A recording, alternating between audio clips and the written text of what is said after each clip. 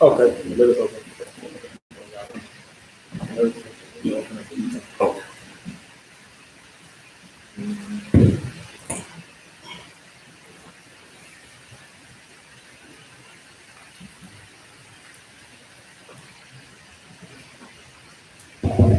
We're gonna give it up now.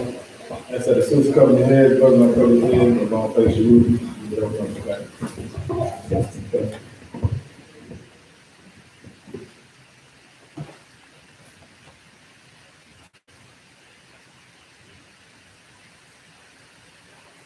Our Father which art in heaven. Our Father which art in heaven. Hallowed be thy name. Hallowed be thy name. Thy kingdom come. Thy kingdom come. Thy will be done in earth. Thy will be done in earth. As it is in heaven. As it is in heaven. Give us this day our daily bread. Give us this day our daily bread. And forgive us our debts. And forgive us our debts. As we forgive our debtors. As we forgive our debtors. And lead us not into temptation. And lead us not into temptation.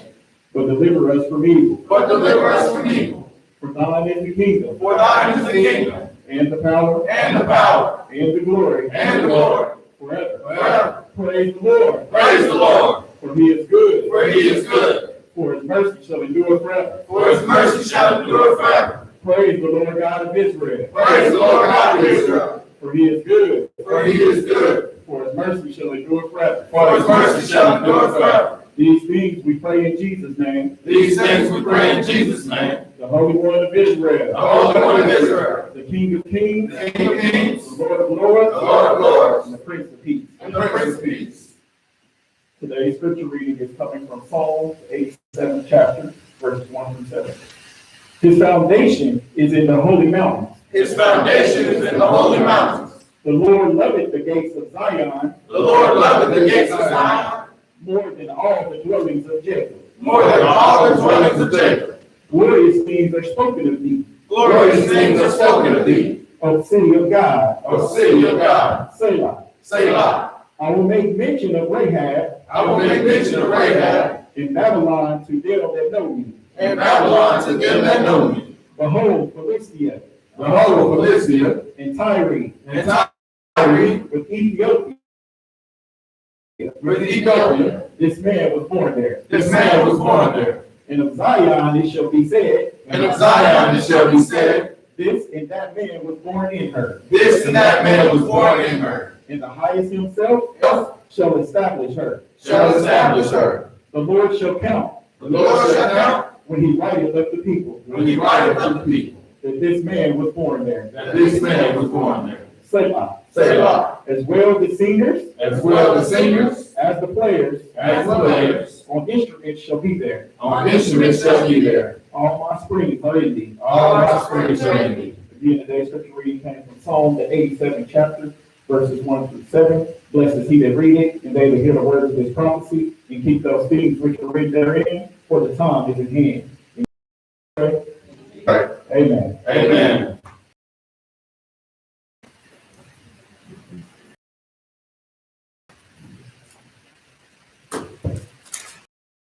What are you doing today? All right. Happy Sabbath, everybody. Yes, sir. Which one is it?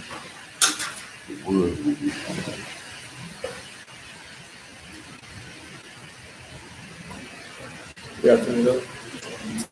All right, y'all. The first one is "My God is awesome," and if you believe that and know it yourself, then I'd ask y'all to stand up and praise it with me. Sing it, sway, do whatever you like. But I like for everybody to stand up and give the most praise they can to the Most High. In Jesus' name.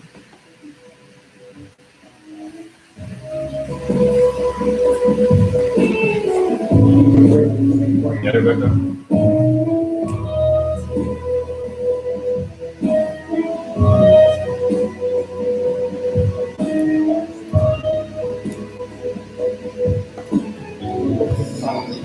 My God is awesome.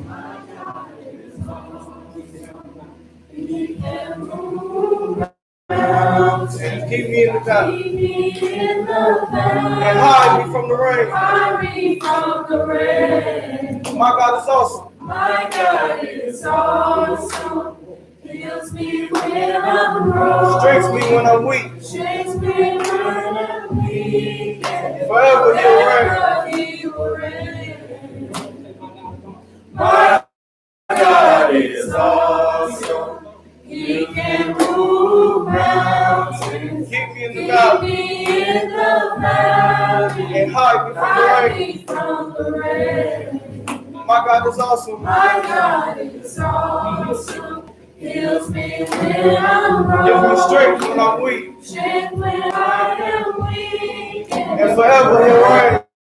He will reign. Everybody sing with me. My God is awesome. My God is awesome. Come on, everybody declare it. Awesome.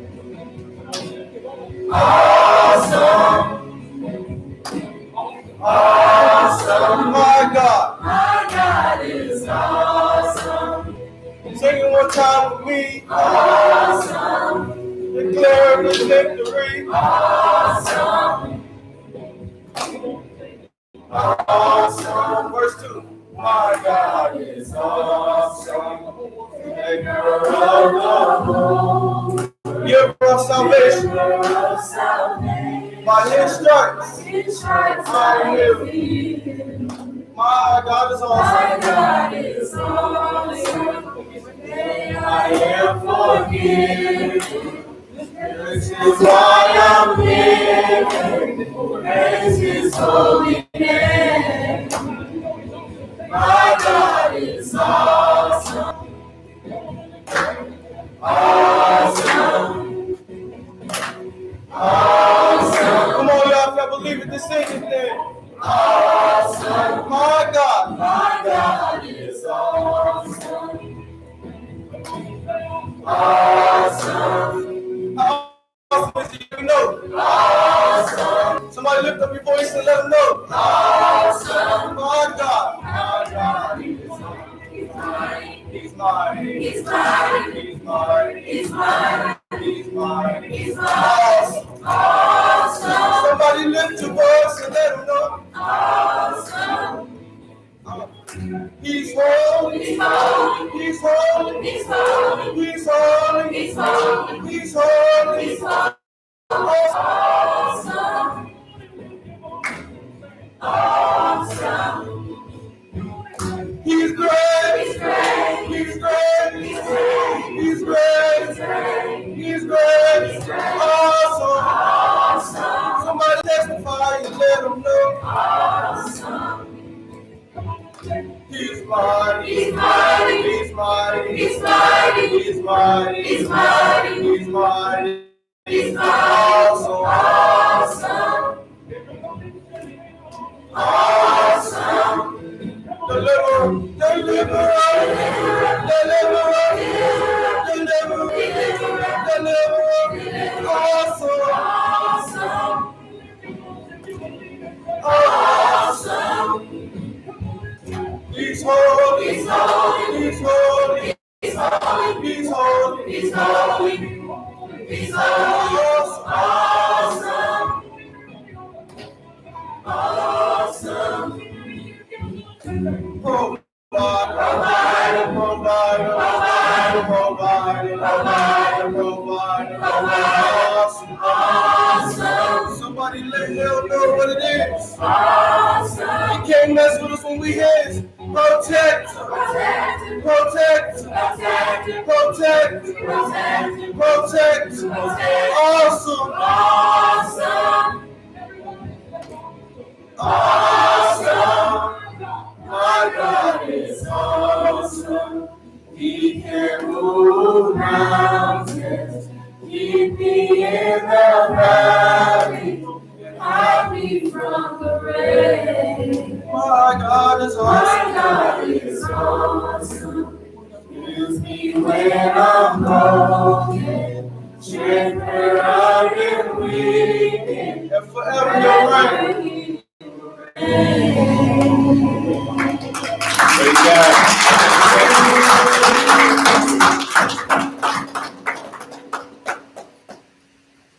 This next one's pretty simple. It's literally one verse and then the rest is repetitive. Sing it with us, please. I'm We're gonna praise God. Yes.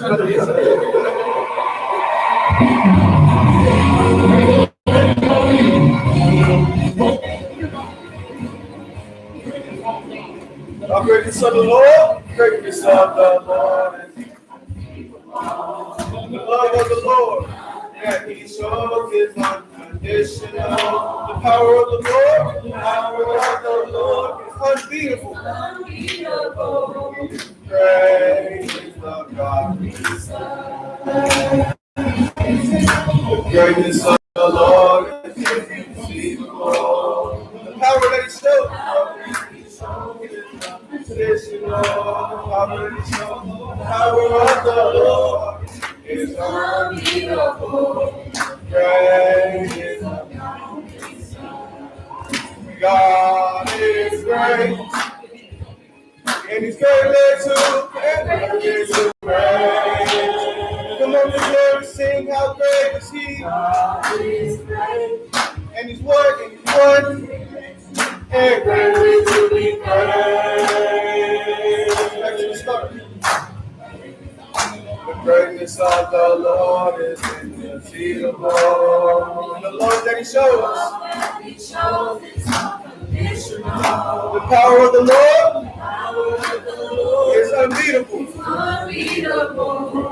Great is the God we serve. God is great. Here it is. It's here. It's just from here on out. Just sing it with us.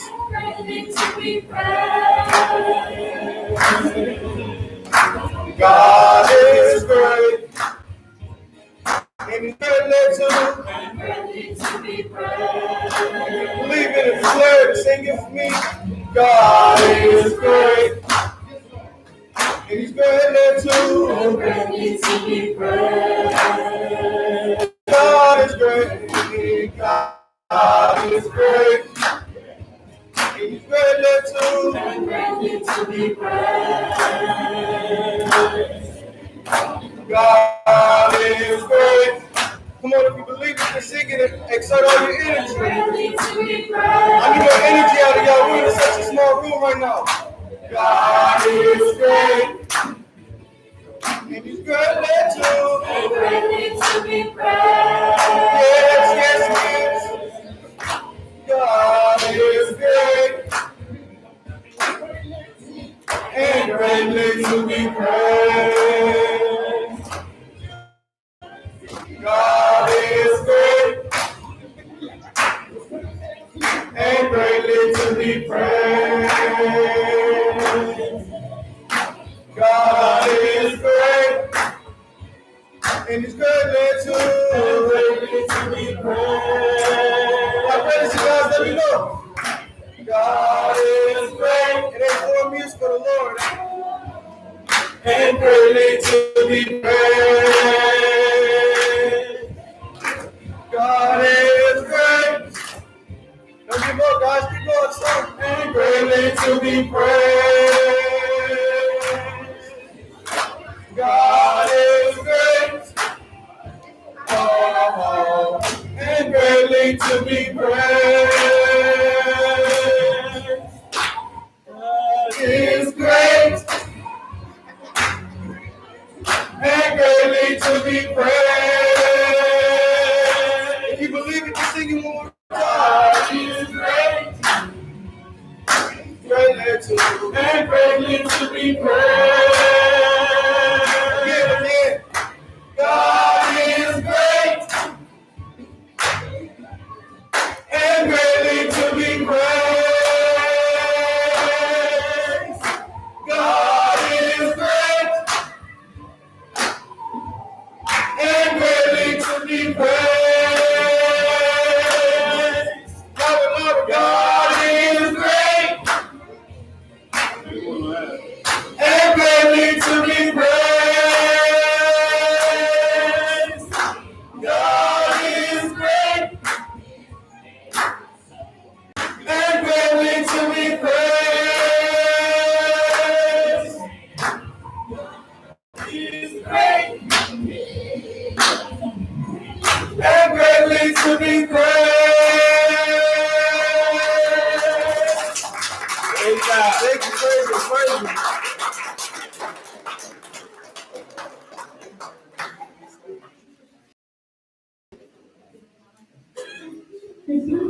Bluetooth connected.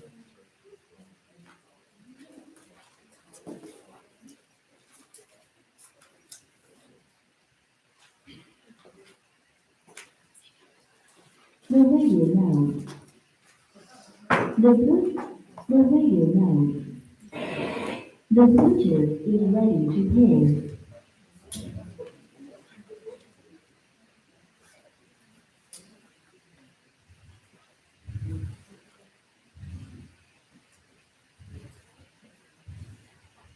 Testing, testing.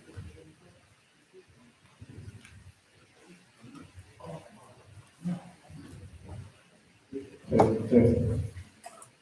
Do this sound okay, y'all? Hey, clear? Microphone check, 1, 2, so let me get over. Touch this down a little bit. I'm about to fall over. Microphone check 1, 2. Microphone check, 1, 2. Microphone check. Microphone check. Microphone check, no, too loud. 1, 2, microphone check. 1, 2, microphone check. 1, 2, microphone check. That's good. Somebody have to hear the echo. That's gonna bother me the whole time. 1, 2, microphone check. 1, 2, microphone check. That should be good, right? Yes, sir. Because we inside a small room, and my voice started getting a little loud. I'm scared of babies. Microphone check, 1, 2, that's good. Testing, testing. 1, 2, 3. All right, y'all get another round of applause.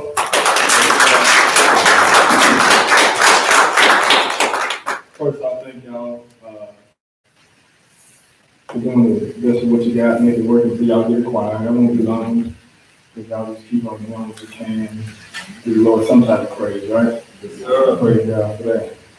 So I'd like to say happy Sabbath, everybody. Happy Sabbath, everybody watching online.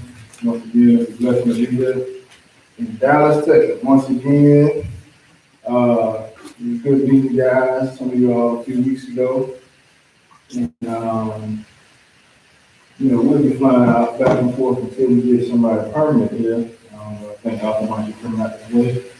And he's pretty good teachers with us. So, until somebody get here with y'all, will probably see us pretty often. But we're going to get right into the lesson today because I'm sure y'all know that Passover is coming up Friday, right? And Passover, they usually start off the Lord's feast days. So what I've been deciding to do, a lot of times we don't really get a chance to get off into the feast lessons, besides on the feast. And if you know anything about how feasts are usually done, it's cooking and stuff going on the feast.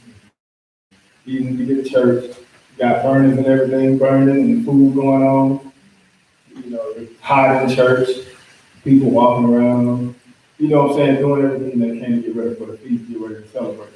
So we can't really get down into it like we really want to. The class can really be like an hour and a half, but you can't really give a lot of attention to it because there'd be so much stuff, other stuff going on to get prepared for the festivities. So that's why I decided to look at this out of season, during Pentecost, as we coming up. After we finish the Passover and unleavened bread, the next feast in line is Pentecost. And I decided to do it so we can actually take some time and get some understanding on this. Because there are a lot of different thought processes out there as far as you can count to Pentecost. And a lot of it's wrong. A lot of it's wrong. Some people base counting Pentecost off of Feast of Unleavened Bread, some the first day, some the last day. Some base counting Pentecost off of Passover. But actually the Pentecost is a feast within itself. Once Passover is done, Feast of Unleavened Bread is done, then you run into Pentecost. Like I said, that's a feast in and of itself. And we do know that Passover, that does start off the Lord's holy days, but He's gonna give you a good, sure way for you to know how you're supposed to actually count to Pentecost. So we're gonna look at that today. I think about a month ago, I think I was telling Brother Will I did Memorial on the Trumpets. Because with something like that, you can't really get into it. So I just decided to start looking at some of these feast classes so we can take some time to get an understanding of these feast days. Because they're in the Bible for a reason.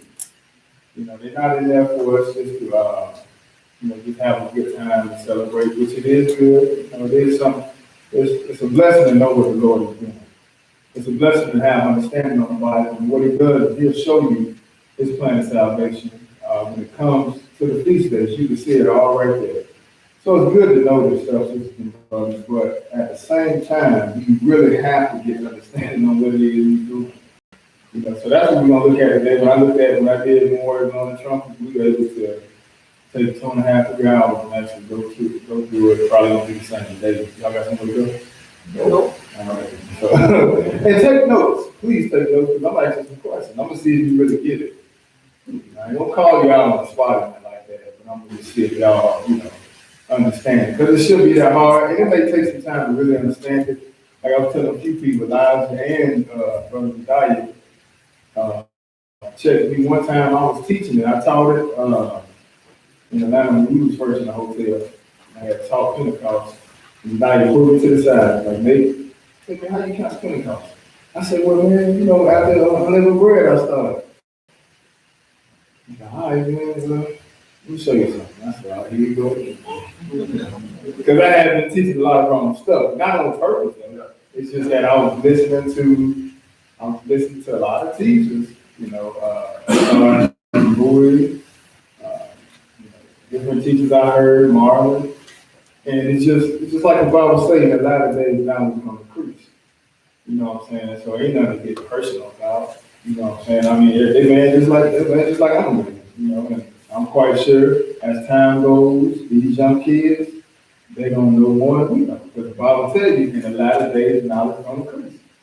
And that's what's gonna happen. So ain't nothing wrong with that, you know what I'm saying? Like Paul said, we know one part of prophesying part. That's part of it as well.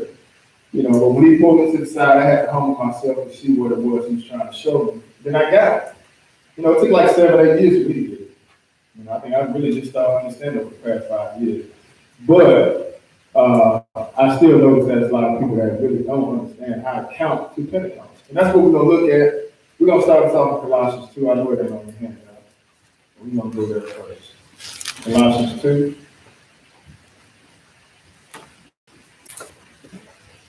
Colossians 2, and we're going to pick this up at around verse 16. Colossians 2 and verse 16. So we're not going to rush it. I'm going to take my time. Don't want to leave nobody behind. I want to make sure everybody can at least get a better understanding. So if we was to do a hand count right now, as far as people that maybe have a little understanding of Pentecost, who all say you're going to count Pentecost off of Passover? For example, on Passover. Anybody else say count Pentecost on Passover? What about first day unleavened bread? Okay, no. First day unleavened bread? Okay. First day unleavened bread. Anybody else first day unleavened bread? You too? Whoop. Okay.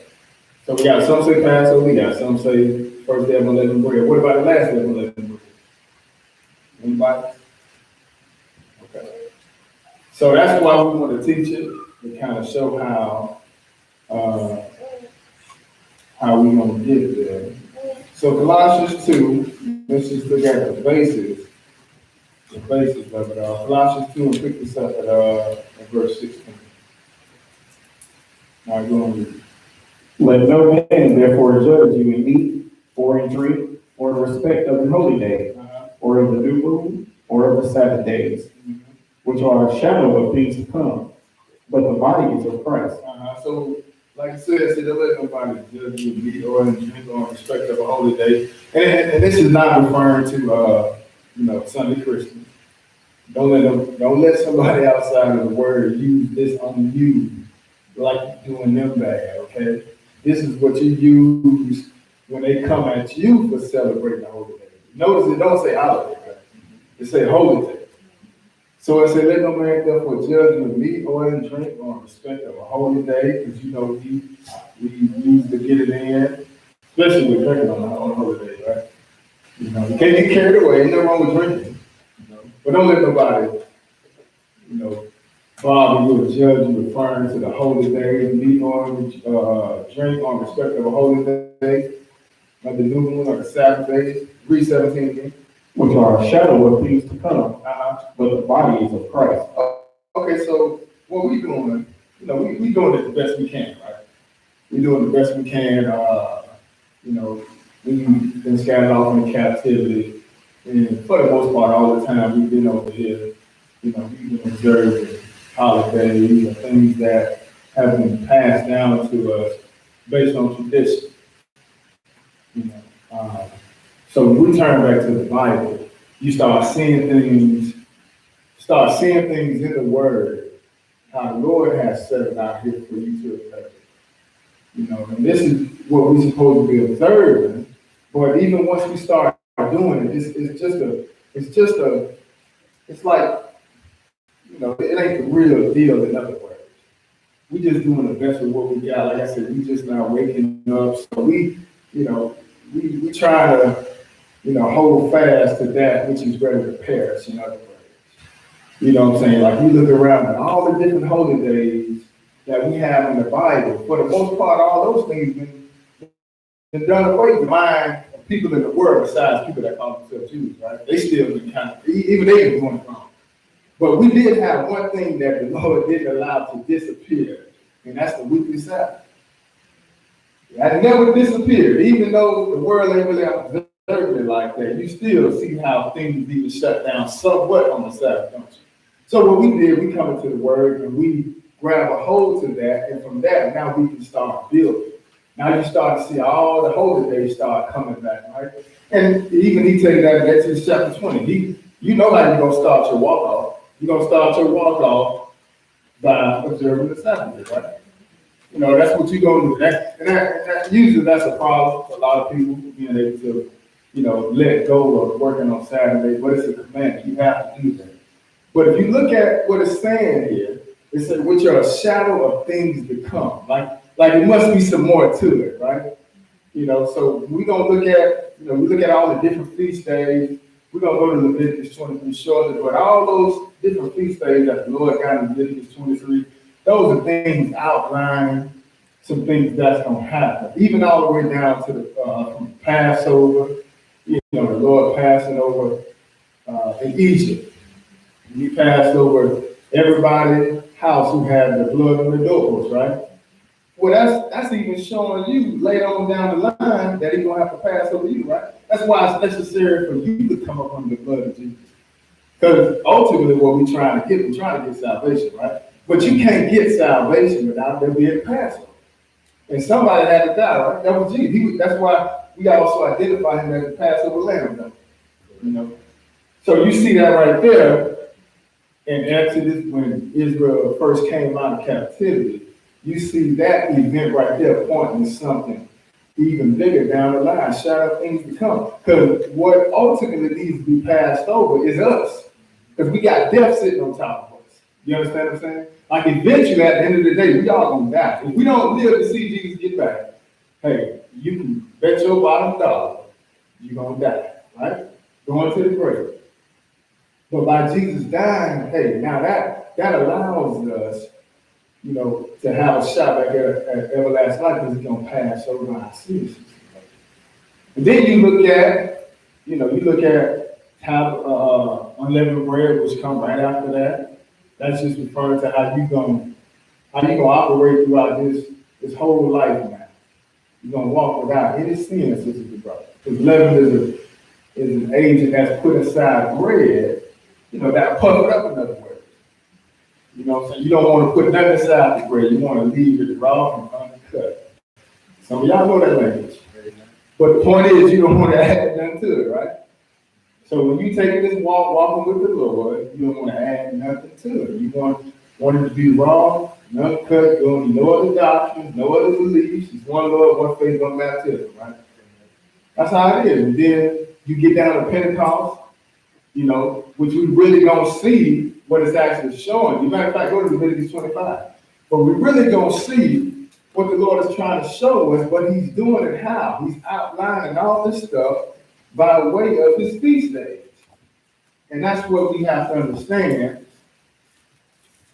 So Leviticus 25, and that goes for all the other feast days as well. They are shadow things to come. Just like with, back to Passover, you saw it in the Old Testament, right?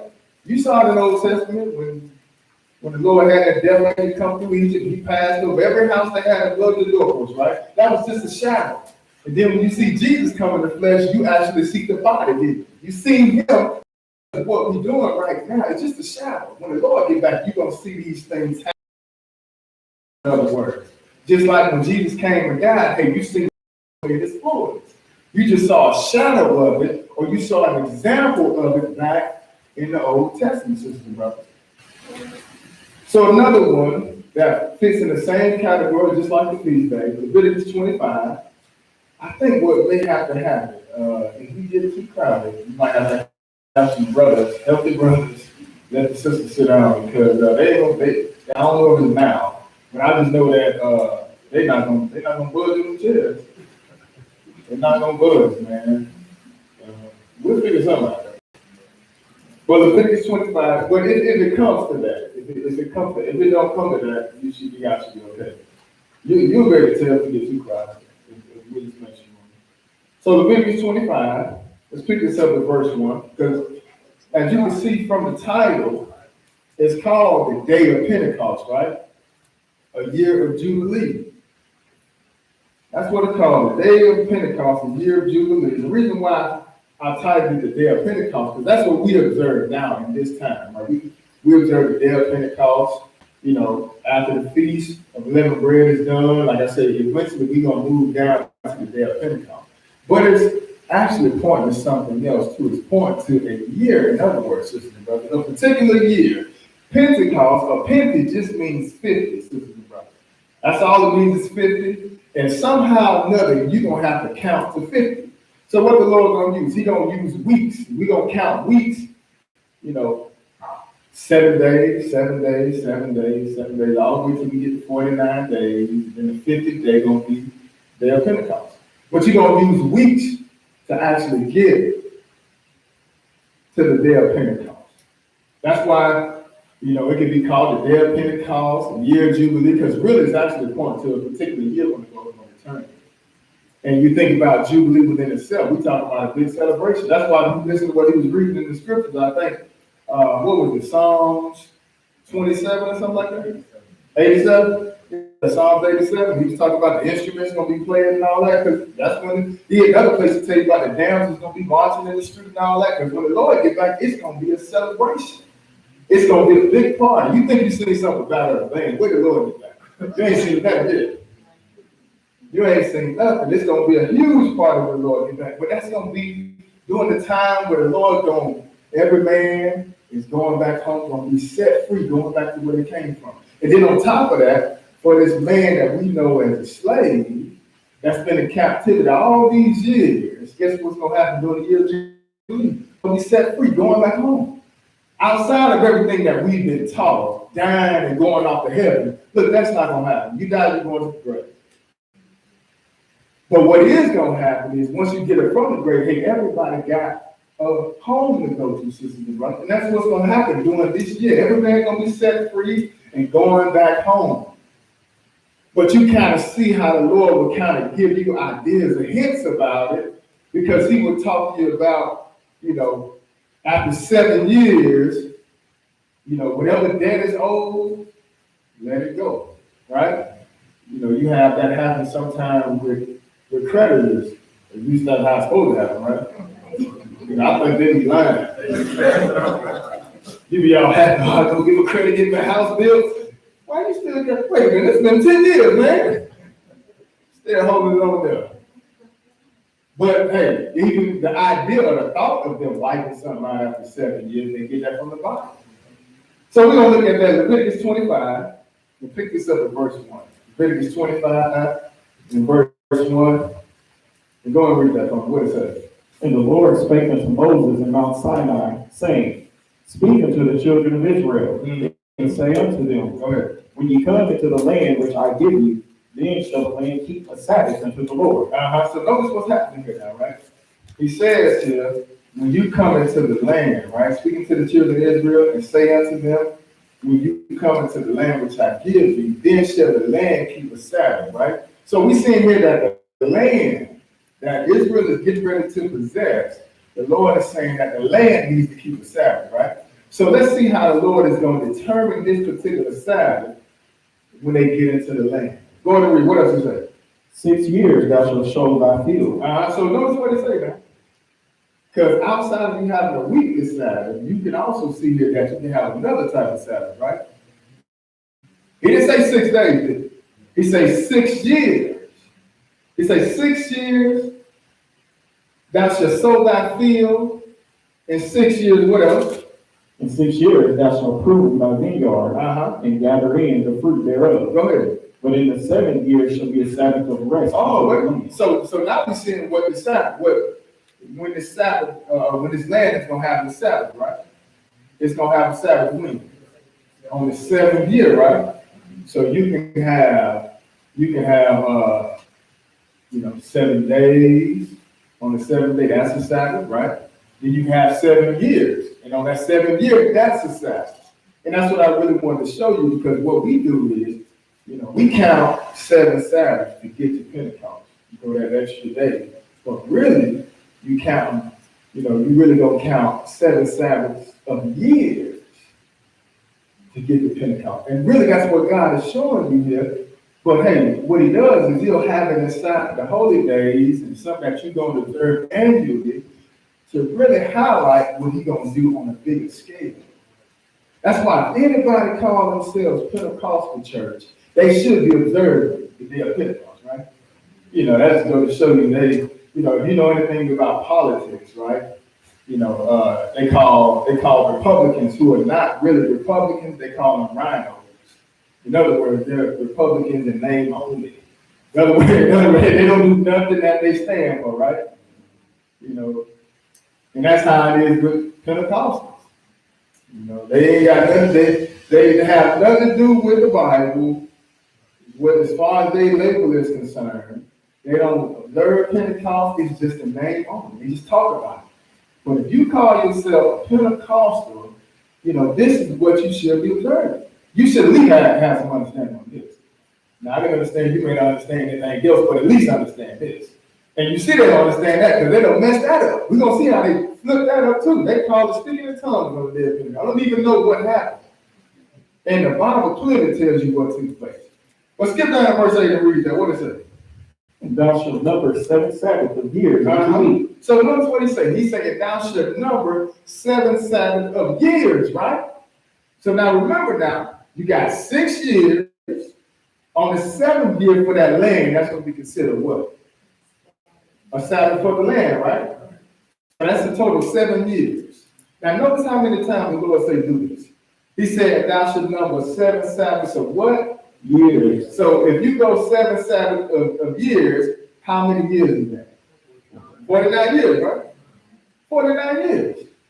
And then on top of that, the Lord is so good. He break it down so easy that we should have no reason to fail a book test. Because he tell you what the answer is right there. He said, look, and thou shalt number 7 Sabbaths of years unto thee 7 times 7 years. And what else? In the space of the 7 Sabbaths of years, shall be unto thee 49 years. Right, so he did the multiplication for you, didn't he? You ain't have to, all you got to do is just keep reading, right? That's all you got to do is keep reading.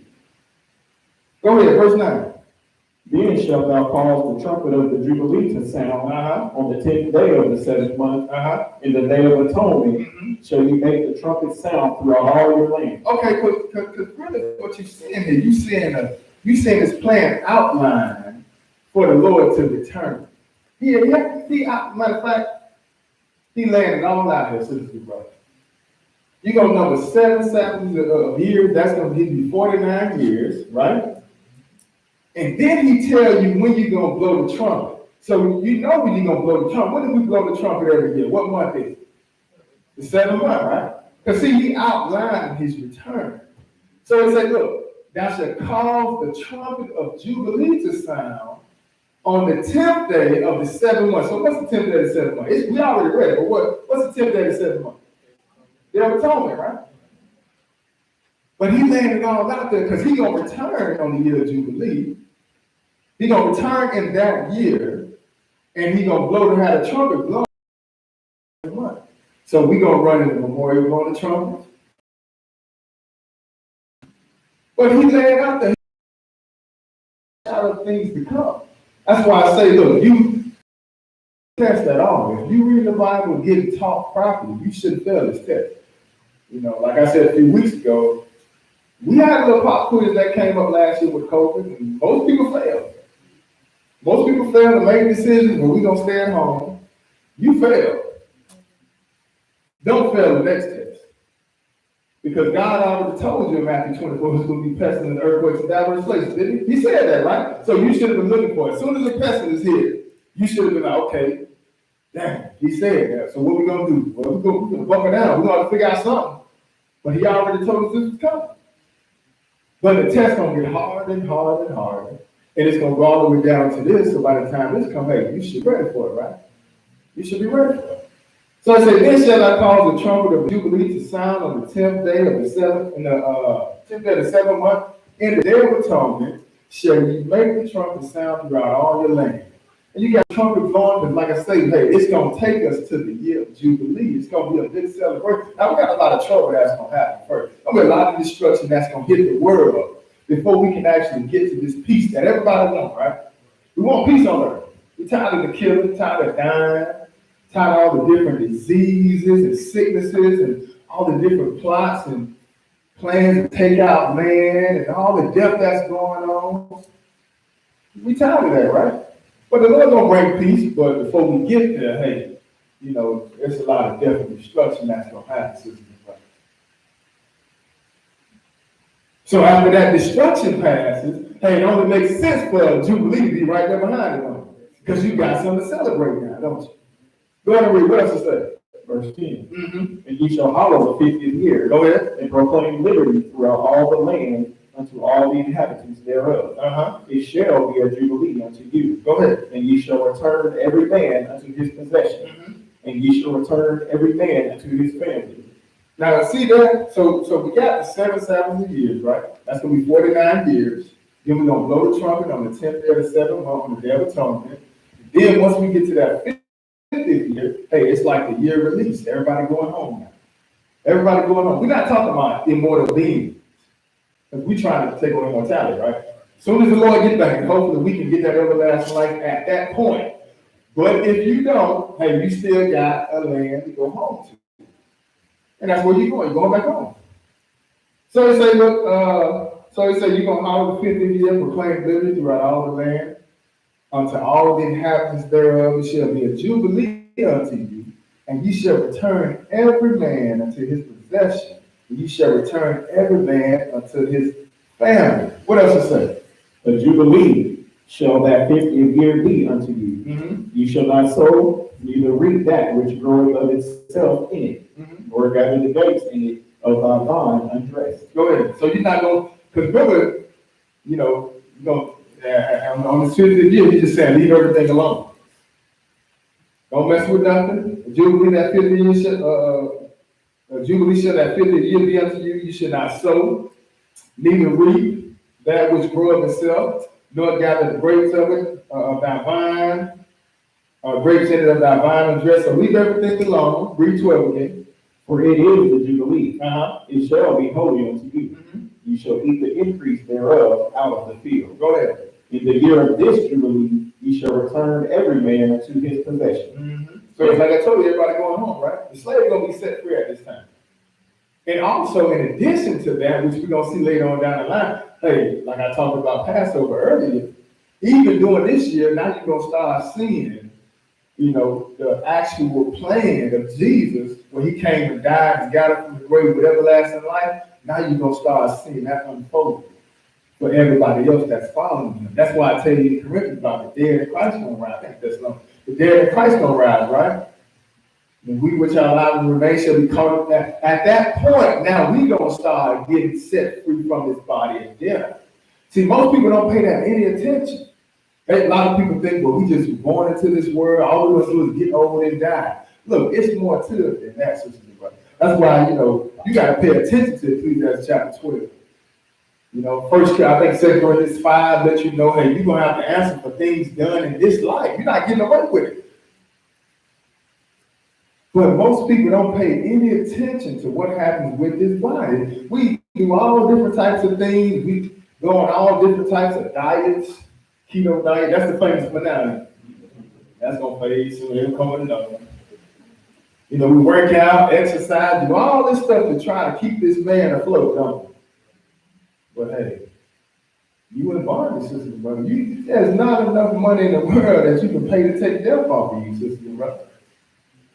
Jesus paid that price with his death. And when he come back, now you're going to start seeing the result of what he did come into fruition now. Now you're going to start seeing people living long again. Now you're going to see immortality on the earth now. Now you're going to see this bondage being taken off this man. That's why he said, now, when he got up from the grave, he said that he had all power in heaven and earth, right? Because he had just conquered death. Who you know that conquered death and got up from the grave, walked around after he died? Besides Jesus. And that's what we believe, right? That's why we're doing all this. We ain't just come to church because we don't believe nothing. We believe in something, right? And we can say we believe in the Bible. We believe that there's going to be a reward for us serving God at the end. And eventually going to take this body of death off of us, which every man is in bondage to at this point. So that's going to also take place on the year of Jubilee as well, sisters and brothers. That's going to be a cause for a great celebration. But go ahead and read verse 14. I'm sorry. That's it on there, right? Yeah, I looked at Leviticus 23. Flip over there, matter of fact, Leviticus 23. But I just wanted to point out to you, before we actually start looking at what we do, I wanted to point out to you that the Lord is actually showing you in years. Now we're going to start looking at how it's broke down in as far as the days are concerned. But the overall picture is the Lord is showing you what's going to happen on the 50th year of his return. And we can't really highlight it right now. We don't know. But you can also put some signs together. That's going on around you. Like he highlighted in Luke 17, told you the same way it was in the days of Noah. It's going to be the same way the days of Lot. You see what I'm saying? So you kind of see where we're going at now. You can see that this thing is starting to come to an end. You see the nations and stuff. European Union talking about narrowing down to 10 nations. They had the Brexit, and you're going to have some more countries that's going to follow soon now. Because they got to get down to 10. Different things now where they're talking about, y'all seen, what her name is, Zoe? That cartoon commercial for Amazon. And they have Zoe, a black girl. They have a rubber hand over the machine. They say, all you got to do is wave of a hand now. And they got the guy in the background looking for change. Like his change just is ridiculous. When they make it seem like what she's doing is so convenient. She can just wave her hand across the thing. She walk on out the store. But guess what though? It's coming to the end of the world. The Lord told you was going to have to put a mark in your right hand or your forehead. He told you that, didn't he? You won't be able to buy or sell unless you have. Now pay attention to how they were rolling out all this stuff about COVID passes and all that. Just pay attention. That's why I say we can't identify exactly what year it is, but we know it's going to be the 50th year. And on top of that, we can see the signs that are unfolding around us, sisters and brothers. All this stuff is just a shame. That's all this. Yeah, some people have died from this virus. Don't get me wrong. Family got sick from it. It's definitely real. But some of the extra stuff that's being done, we just seeing another agenda now. Because the world got to come to an end. It got to happen. Too many Israelites waking up. The truth started to get out. So they got to suppress it. Just like it was in Egypt back in the day. Pharaoh was like, you know what? As soon as there's a male child, kill it. Why? Because we're going to stop this nation from growing. But hey, ain't nothing you can do now. The Lord told you in Ezekiel 37, which is another sign of what's coming to the end of the world, how these dry bones going to come back to life. So you can try everything you want to. Look, God got his hand on this. God is behind all this, sister, brother. Just like he's behind all these feast days. Leviticus 23, pick us up at verse 4. Go and read this. These are the feasts of the Lord, even holy convocations, Mhm. which ye shall proclaim in their seasons. Go ahead. And the 14th day of the first month at even is the Lord's Passover. Now, for anybody that may be new to the word or young in the word, want to get understanding, this is what you need right here. If you want to find out about the Lord and his plan of salvation to save his man. You know, you go to Leviticus 23, the Lord don't put, his holy days in here for any old reason. You know how you celebrate, Christmas and all that. Only thing you somber about after Christmas is over, that you spend all that money and the kids don't even like them toys. There's no satisfaction in that. But with the Lord's feast days, you're gonna have a celebration, and on top of that, you're gonna get some word. Then you get to have a good time, don't you? And at the same time, he's showing you his plan. But if you want to know the plan, you're gonna have to go to Leviticus 23. He's gonna show you throughout his holy day. That's why we saw Colossians 2, it's just a shadow. These are shadow of things to come. But this is where you're going. So he said, look, first one he started off with Leviticus 23, you're gonna start off with the weekly Sabbath. We didn't read that because we observe that every week. You should be observing that every week. This is something that happens 52 times in a year. You observe the weekly Sabbath. But there's some other Sabbaths that come around annually, or some holy days that come around, Sabbaths that come around once in a year, and that's why he says in verse 4, these are the feasts of the Lord, even holy convocations, which you should proclaim when. And their season, now read it slip. I was waiting on you. I thought it was proud. So he said, so you gotta proclaim it in their season, right? So in other words, this not gonna happen every week, right? The week of Sabbath, that's gonna happen every week, but you got some other holy days that's gonna come around once a year, sisters and brothers. So that's why it says that these are the feasts of the Lord, even holy convocations, which you shall proclaim in their seasons, right? Which we're about to come up on now. Friday, gonna start off the Lord's feast days, start with the Passover. What is that, verse 4? Matter of fact, I'm sorry, 5. In the 14th day of the first month at even is the Lord's Passover. Okay, that's what we get ready to embark on, right?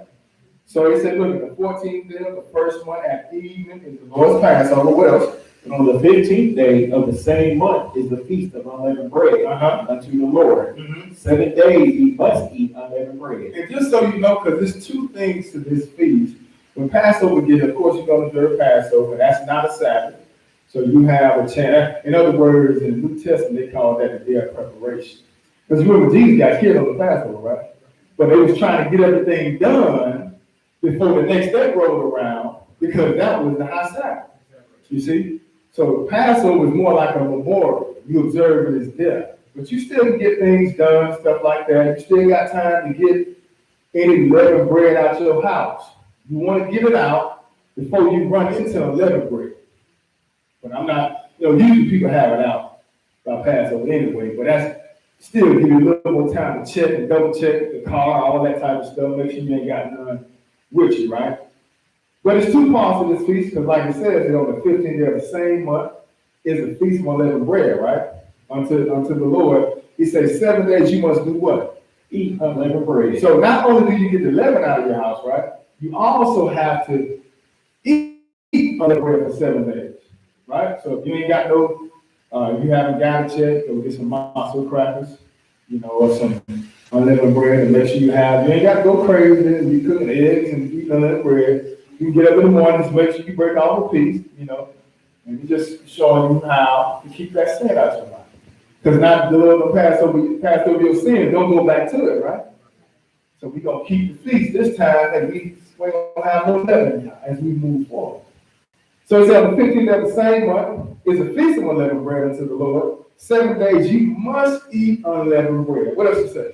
In the first day you shall have a holy convocation. You shall do no servile work therein.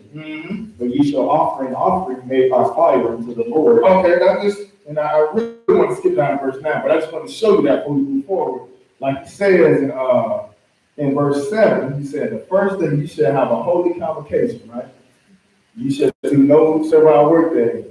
So you're supposed to have a holy gathering, supposed to come together, because that's what it's about, that's what it's called, a holy convocation. Not anything that we come up with.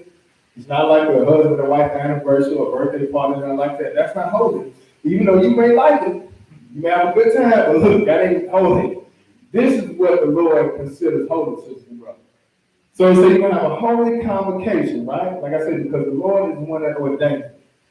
So now let's move down to verse 9 to get to the feast that we actually, learning about today. Because like I said, these feasts, Passover coming, Feast of Unleavened Bread coming, and then after that, now you're going to have Pentecost coming. So it's good to jump out ahead of time so you will know how to actually get there. So what does it say? Go and read that, verse 9.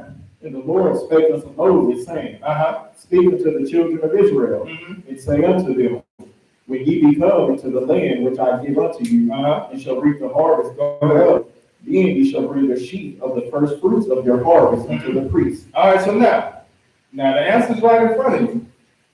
Passover's done, right? Feast of Unleavened Bread is over, ain't it?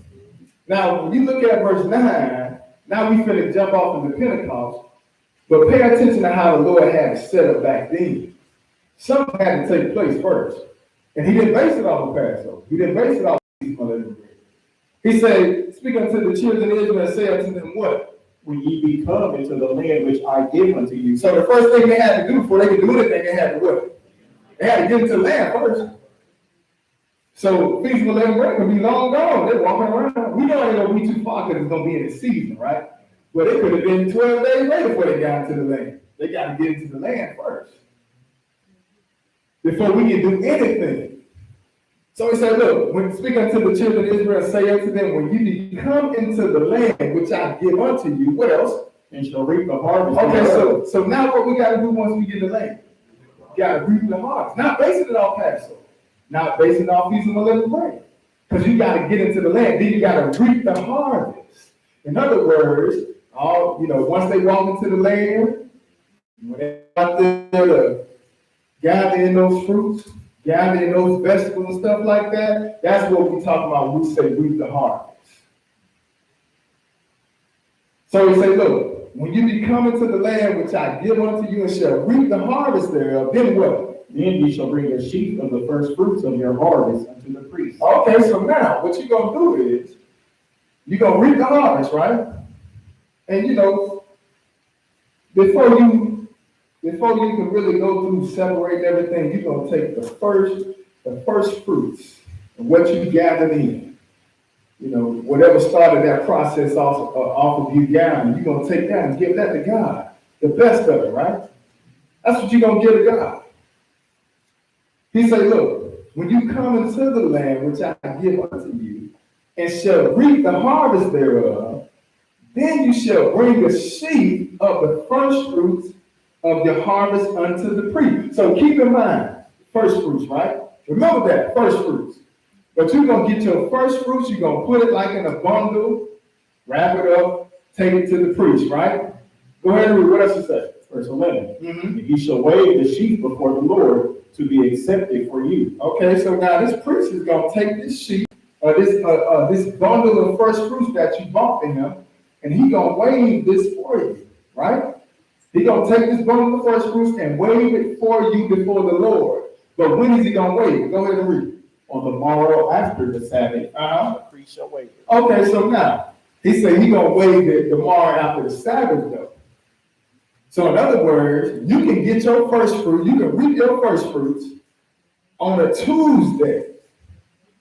He can't do nothing with it on Wednesday, can he? Can't do nothing with it on Thursday, can't do nothing with it on Friday. When is he going to wave that? That's Sunday, right? Tomorrow after the Sabbath. That's when he's going to wave it. Now pay attention to this because all this stuff going to tie in once we get to the New Testament. But we just looking at how the Lord showed them how it was supposed to be done once they got into the land, right? And from here on out, it's going to be based every year on their first fruits. So it said, look, when you be coming to the land which I give unto you, shall reap the harvest thereof, then shall you bring the sheaf of the first fruits of your harvest unto the priest. And he shall wave the sheep before the Lord to be accepted for you, right? So a few things you have to pay attention to. This sheep has to be accepted for who? Right, for us, right? Or you or us, right? So that's an automatic that you know something. Because you wouldn't be in way, it's really showing you Jesus. But when he died, who he died for? Right, they did nothing wrong, right? So you kind of seeing a little bit of that here.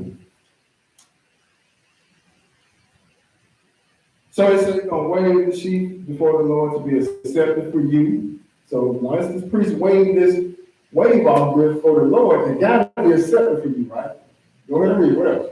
On the morrow after the Sabbath, the priest shall wave. So tomorrow after the Sabbath, or the day after that Sabbath, during that week, same week you brought your sheep, like I said, you brought them on Tuesday or Wednesday. If you bring it on a Saturday, when can he wait? The next day, right? Right. So keep that in mind now. Keep that in mind. If he brought it on a Saturday, he can wait till the next day because it's after the Sabbath, right? It's after the Sabbath. Go ahead and read what else? And you shall offer that day when ye wave the sheep in heatland without blemish of the first year for a burnt offering unto the Lord. Okay, so now, and this kind of identifying the characters. It's kind of identifying the characters who are in this. Lord is showing you something here physically, but it's pointing to something spiritually. And you can kind of identify or see who it's talking about a little bit. When you see things like, and he shall offer that day when you wave the sheep a he lamb without blemish. That sounds familiar, right? Who that sound like? That sounds like Jesus, right? He said he shall offer that day when you wave the sheep a he lamb without blemish. Go ahead, I'm sorry. Of the first year for a burnt offering unto the Lord. What verse we at? 13. 13 something? Oh, 14. I'm sorry, go ahead. 14. And ye shall eat neither bread, nor parched corn, nor green ears, until the selfsame day that ye have brought an offering unto the Lord, unto your God. Okay, now pay attention now. You got a few things here. You got a few things here that you really have to pay attention to. Because it's going to all start making sense when we move to the New Testament.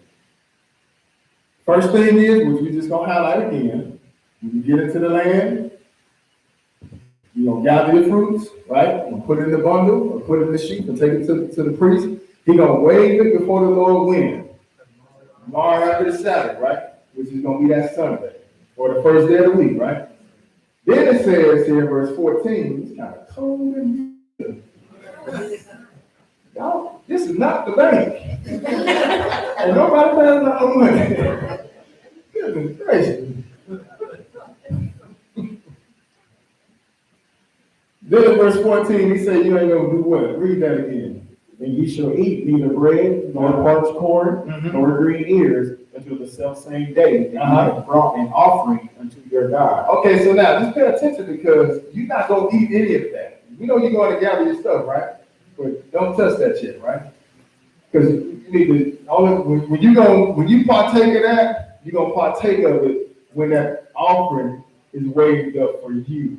That's when you can partake of it. He said, look, you shall eat neither bread nor parched corn nor green ears until the self-same day that you have brought an offering unto your God. What else to say? Go ahead. It shall be a statute forever throughout your generations, all your dwellings. It shall be a statute forever throughout your generation, all your dwellings, right? So that means you can do it anyway. You ain't just got to be in Jerusalem, right? Because clearly we know we scattered. We not at home, but look, you see that word right there, dwelling. And that's where you live up, where you reside at this, so you can make it happen. Like I said, it ain't gonna be as perfect as we know the Lord gonna make it when he returns, but we just doing the best of what we got. That's why it's called it's a shadow. When Jesus get back here, we're gonna see how it's really done though. But we just doing the best that we can do as opposed to doing what the world is doing. I'd rather spend my time trying to figure out what God got in the book than to spend my time on some fire that's gonna possibly get you in the lake of fire because you worship another God. So you'd be better off at least trying as opposed to making excuses why you You can't listen. But go ahead and keep reading. What else it say? Verse 15. Mm-hmm. And ye shall count unto you from the morrow after the Sabbath. Okay, so now in addition to the priest waving the sheep before the Lord tomorrow after that, we're going to do something else on that tomorrow after that Sabbath, right? We're going to do something. From the day that Starting to get at the verse, I'm sorry. to you from the morrow after the Sabbath. So also on that day, once the priest waved the offering before the Lord, we're going to also start a count, right? That's why it says, you shall count unto you from the morrow after the Sabbath. So I just want to make sure everybody's following me. First off, we're going to get into the land. Once you get into the land, you got to gather your crops, right? The first fruit of those crops, you're going to put into a bundle. You're going to take it to the priest. He's not going to wave that sheep or that bundle for you until the morrow after that weekly Sabbath that you brought that sheep. Okay? That's going to be the first day of the week. On the first day of the week, we're going to wave that offering for you, that sheep for you. Then you also going to start your count. All right? So it said, you shall count unto you the morrow after the Sabbath. And what else? From the day that you brought the sheep of the wave offering. From the day that you brought the sheep of the wave offering. What did he say? 7 Sabbaths shall be complete. Oh, okay. So now we're not looking at years no more. But we started off with years. Because I want to show you, hey, the Lord going to show you how you can grasp it mentally now, but really showing you something on a bigger scale. But now we're going to count 7 weekly Sabbaths, right? That's going to give us how many days? 49, right? 49 days. So he said, look, you shall count unto you from the morrow after the Sabbath, from the day that you brought the sheep of the wave offering, 7 Sabbaths shall be complete. What else is that? Even unto the morrow after the 7th Sabbath shall ye. That's really what Pentecost is pointing to, right? So we go from the day that we brought that sheep offering to the priest, he waved it up, got it set before us. Now we're going to start counting Sabbaths. So from that Sunday to that Saturday, that's 7 days, right? Another 7 days, 14, right?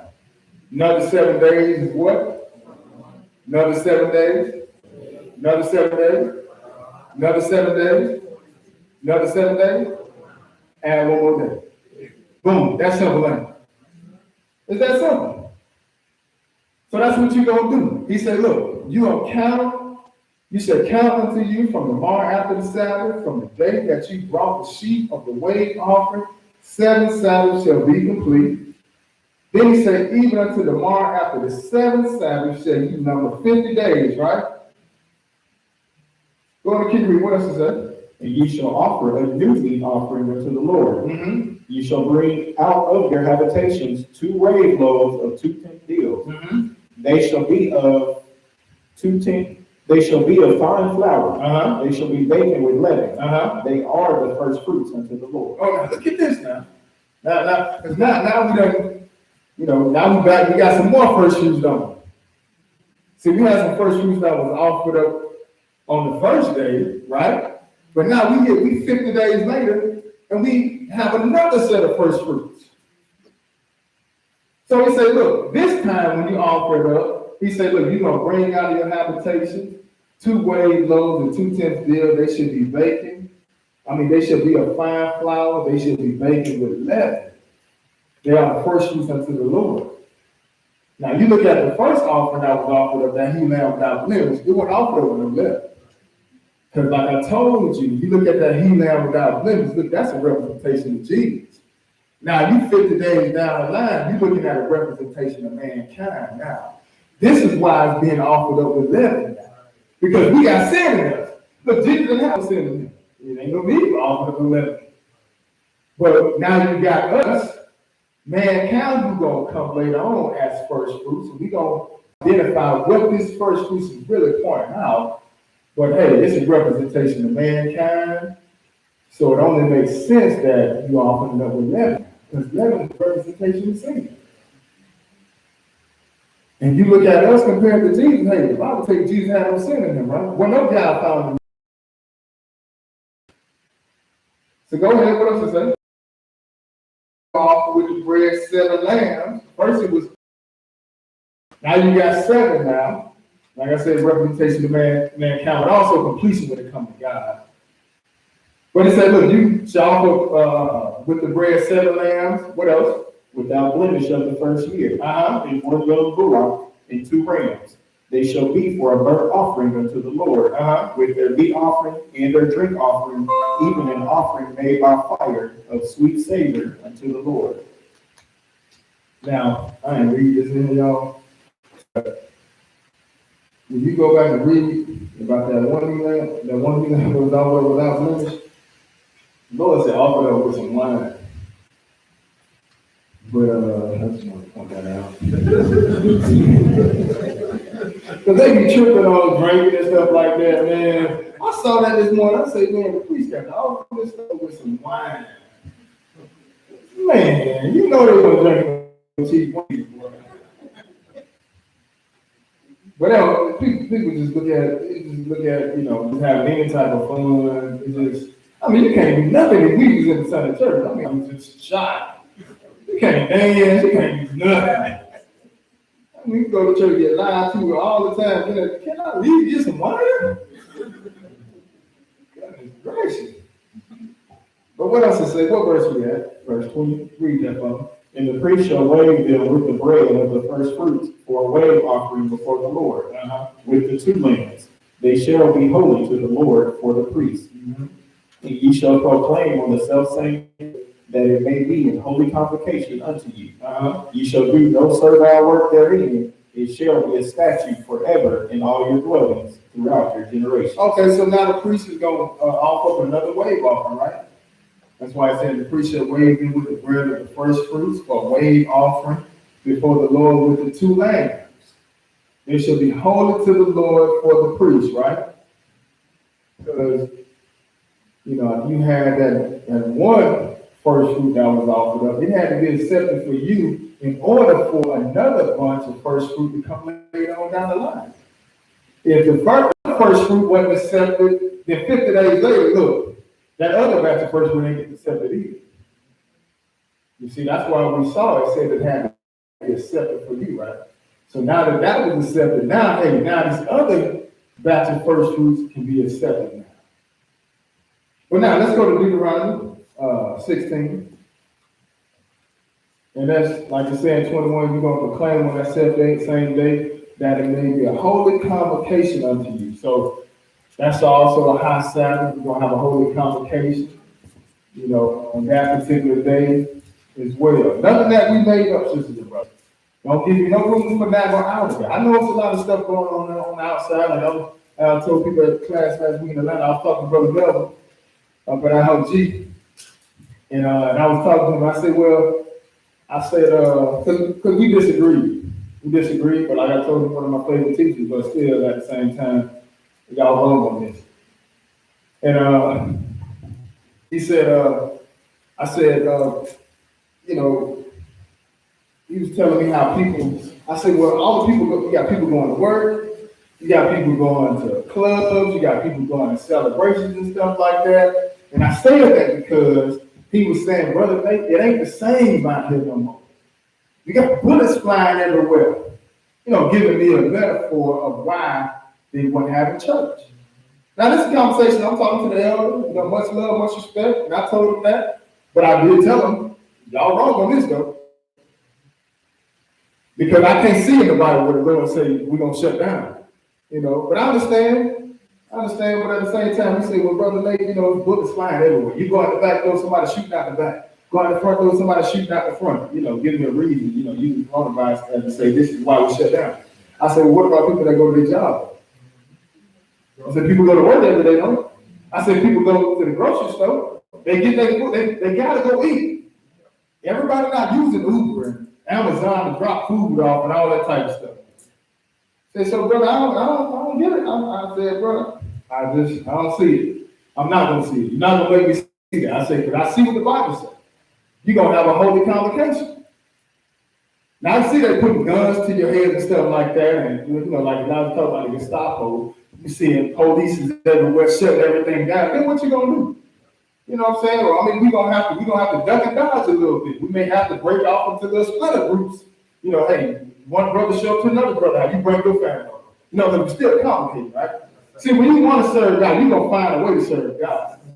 And that's what it's saying here, sister and brother. It lets you know, look, you're gonna have a holy convocation. That's why this week we're gonna be keeping the Feast of Unleavened. So I ain't talking about nobody else's faith and none of that, but all I was pointing out is I see what the book says. And there's no justification for it at all. Because he said what you're gonna have a dwelling, holy convocation, and all the dwelling system, brother. But now, well, yeah, you read verse 20? Deuteronomy 16. Okay, Deuteronomy 16. Deuteronomy 16.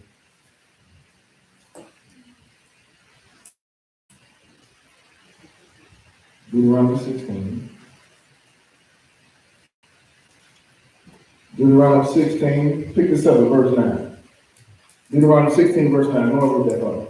7 weeks shalt thou number unto thee. Mm-hmm. Begin to number the 7 weeks from such time as thou beginnest to put the sickle to the corn. Okay, because now it's time for reaping.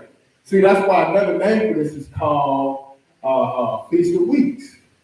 Because if you pay attention to what it says, right, you say 7 weeks. And we know based on what we just saw in Leviticus 23, we know really it's going to be 7 Sabbaths, right? I already know that, because we already read that. We say 7 weeks shall thou number unto thee. Begin to number the 7 weeks from such time as thou beginnest to put the sickle to the corn. So you know the process you got to go through. You're going to get there and give certain things to the priest and all that. But it's the same thing. Another name is Feast of Weeks. Then what else it say? Go ahead, verse 10. And thou shalt keep the feast of weeks unto the Lord thy God for a tribute of a free will offering of thy hand, which thou shalt give unto the Lord thy God, according as the Lord thy God hath blessed thee. This is why you can't number. This is why it don't make sense for you to have any type of Sabbath based off of the moon. You know, because you probably never heard it, but I heard it before. When I first came in, I started doubting myself, and I hear brothers, you know, especially in New York, they were saying, well, you got to count the Sabbath by the moon. You know, and then I had a friend of mine, real close friend of mine. You know, we couldn't agree on the name, and we couldn't agree on the Sabbath. Like you know, I went down before I really got understanding. Went down there to see him, and you know, his family. We went out. I'm just thinking we just going out, you know, just to chop it up, just to talk. You know, my kids, his kids, when they were younger. I'm thinking we just going out to talk, man. You know, because I went down there. I was doing the work. He had been in for some time. But he went to like a golf place, and his kids all buying stuff. And I'm thinking to myself, why are they buying stuff, man? Why are you playing games? My kids ain't doing that. Like I said, I'm new to it. And at the same time, I'm trying to, you know, trying to keep myself from doing anything wrong with what little bit of knowledge I did have. But his kids, they just all around the golf place, playing around and stuff, and putting money in the machine. I'm thinking, what are they doing? I think about it. 6 months later, he's like, oh man, we keep the moon Sabbath. I'm like, this is wise. So here I am. I'm doing it on the Sabbath. You're doing it based on the moon. You can't do that because how would you be able to count 7 Sabbaths if you're doing it based on the moon? You can't do it, right? So if you hear something like that, don't let nobody throw you off. You're gonna need, look, the sun going down, that's gonna end a day. 7 suns going down, that's gonna be a weekend. That's what it's gonna be used to get you to Pentecost, brother. That's why I say here in Deuteronomy 16 and 9, he say, look, 7 weeks shall thou number unto thee. Begin to number the 7 weeks from such time as thou begin to put the sickle to the corn. And now you get ready to start gathering. All right? But now let's move a little further. Let's go into 1 Corinthians 15. 1 Corinthians 15. We ain't got nowhere yet, have we? Lord have mercy. We ain't got nowhere. Man. It's all good. We got to get understanding on this. It'll move faster later on. It ain't moving right now. 1 Corinthians 15. And let's pick this up at verse 1. First Corinthians 15 and verse 1. I'm going to read that song. Moreover, brethren, I declare unto you the gospel I preached unto you, which also ye have received, and wherein ye stand. By which also ye are saved, if ye keep in memory what I preached unto you, unless ye have believed in vain. So that kills that doctrine of once saved, always saved. I kill that right there out the gate, because you're going to have to do what? Like he said, you know, moreover, brethren, I declare you the gospel which I preached unto you, which also ye have received, and where ye stand, by which also ye are saved, right? If, that's a big little word, ain't it? He say, if you keep in memory what I preached unto you, what else he say? Unless ye have believed in vain. Right, so you know that's something you have to take note of. Like we was talking earlier about praying and asking God to give you that fire back. You know how you come to the word, you start off happy and excited, don't you? Then you know, time go on, you start getting a little lazy. And things that you wouldn't dare think about when you first came in, then you start making excuses. Then you start justifying, because you start losing that fire that you had. Hey, sometimes you have to pray and ask God to give you that fire back. Because you can lose your salvation. Ain't no such thing as once saved, always saved. And once we take on that everlasting life, you in there. But until then, you still got work to do, don't you? So it said, by which also ye are saved if you keep in memory what I preached unto you, unless you have believed in vain. What else it say? For I delivered unto you first of all that which I also received, how that Christ died for our sins according to the scripture. Right, and you go back into the Old Testament, you'll see that, hey, that was already outlined, right? That's why you see a lot of things, you know, that's in the Old Testament, and when you get to the New Testament, you'll see it was all pointing to Jesus. But the scriptures was letting you know that was going to happen. That's why I say, for I delivered unto you, first of all, which I also received, how that Christ died for our sins according to the scriptures. And most people don't want to go read the scriptures. Talking about the Old Testament. Look, what was Jesus reading from, sisters and brothers, when he came in the flesh? He wasn't reading the New Testament. It wasn't even here. Matter of fact, you got the writings of Jesus, the sayings of Jesus that people put down, and that stuff was compiled after he left. So that's why when you see him fighting against Satan in Luke chapter 4, when Satan tried to get him to bow down after he came out of the wilderness, Satan started quoting scripture, didn't he? And what did Jesus do? He quoted scripture back, didn't he? So you know it got to be good for the master. It got to be good for it, right? But they tell you ain't got to go. You remember they had the New Testament Bible with just Psalms in it? Boy, I tell you, boy, you talking about trickery. You thought you was doing something too. You had the green Bible, the orange Bible, the white Bibles. You got all the New Testament, but all you got is Psalms and Proverbs. That's why you didn't understand what you was reading. It's like going into a movie, and the movie is almost over, sister. But you're not going to get that. You're not going to understand it. Because you're going to need all of it. And this is why Paul is saying that. He said, look, for I delivered unto you, first of all, that which I also received, how that Christ died for our sins, right? According to the scriptures. But what happened with Jesus? He had to die, didn't he? He didn't stay in the grave, though, but he had to die for our sins. Go ahead and read what else is that? And that he was buried, and that he rose again the third day, according to the scripture. Oh, but he got up with it. That's why, we get ready to do Feast of Unleavened Bread, Passover coming up. We get ready to observe that which God commanded us to do. And then you turn right around, you got false Christianity or Roman Catholicism. They get ready to turn around and do Easter. I don't care if you call yourself Baptist. I don't care if you call yourself Presbyterian, Episcopalian, whatever, AME, it don't matter. You doing Easter, you Roman Catholic. Period. But they try to be slick nowadays. Oh, we don't know. We don't do Easter. We do Resurrection Sunday. You a Resurrection life. It's all sin. It got nothing to do with it. Because they look, the cat's out the back, so they want to try to switch it up. Like I said last week, it's still a pig. I don't care how much it's still a pig. That's all you want to. It's still false doctrine. It's still false doctrine. But if we look at what Jesus did, look, something else had to take place before he even got up from the grave, and he had to die, didn't he? Not only did he have to die, but he had to go into the grave. That's why it says here, for I deliver, verse 3, unto you first of all, that which I also received, how that Christ died for our sins according to the scriptures, and that he was buried, and that he rose again the third day according to the scriptures, right?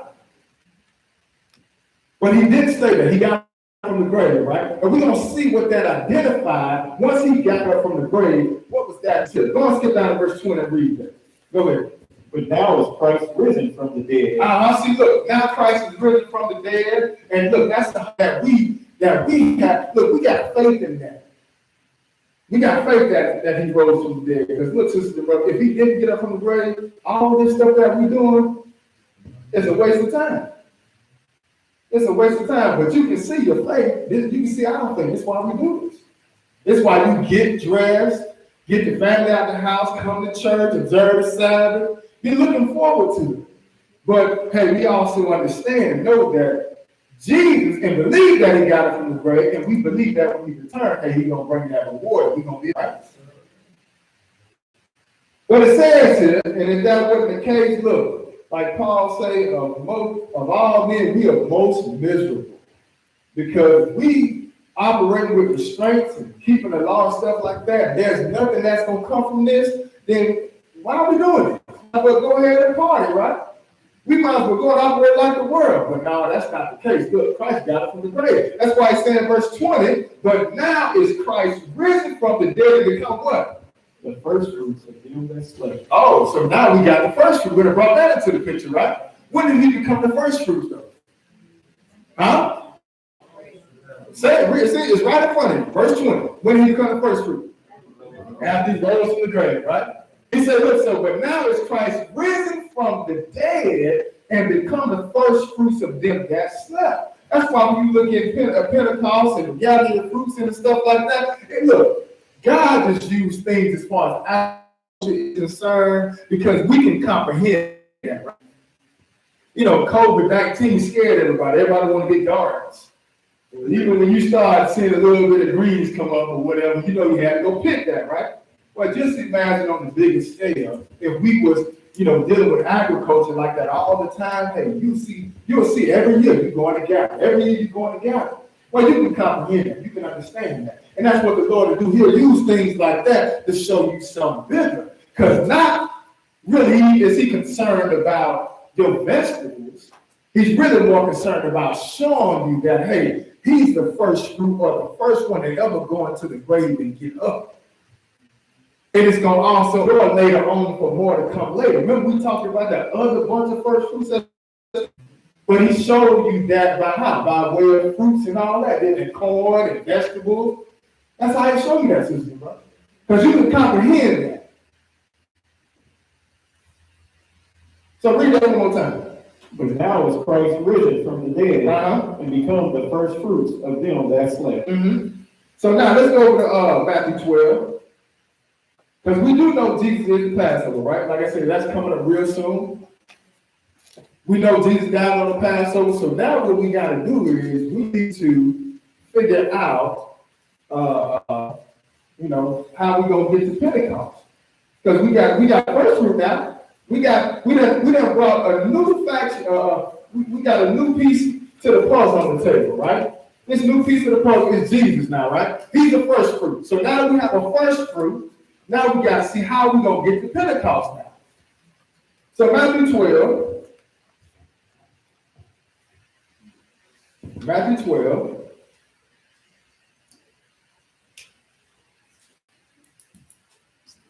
But we saw that he went in the grave. We saw he died. We saw that he was buried. We saw that he rose. But we got to see how long he was in that grave, though, sisters and brothers. So Matthew 12, pick this up at verse 4. Go and read on. For as Jonas was 3 days and 3 nights in the whale's belly, so shall the Son of Man be 3 days and 3 nights in the heart of the earth. So how was Jesus going to be in the heart of the earth? 3 days and 3 nights. When he got up, he was what? When he got up, what was he? First fruit, right? All right, so he died, went down the grave 3 days and 3 nights, right? When he got up, he was the first. Okay. So now, let's move over to Matthew 28, 12, because they was trying to get a sign. They want, they don't believe. And they said, well, why don't you show us? He said, well, even in the Dothan generation, she got the sign. And he said, I don't give you no sign, but the sign of Prophet Jonas. Just like Jonas was 3 days and 3 nights in the belly of the whale, right? So shall the Son of Man be 3 days and 3 nights in the heart of the earth. But that's how long he was there. 3 days and 3 nights. And when he got up, hey, he was first fruits, right?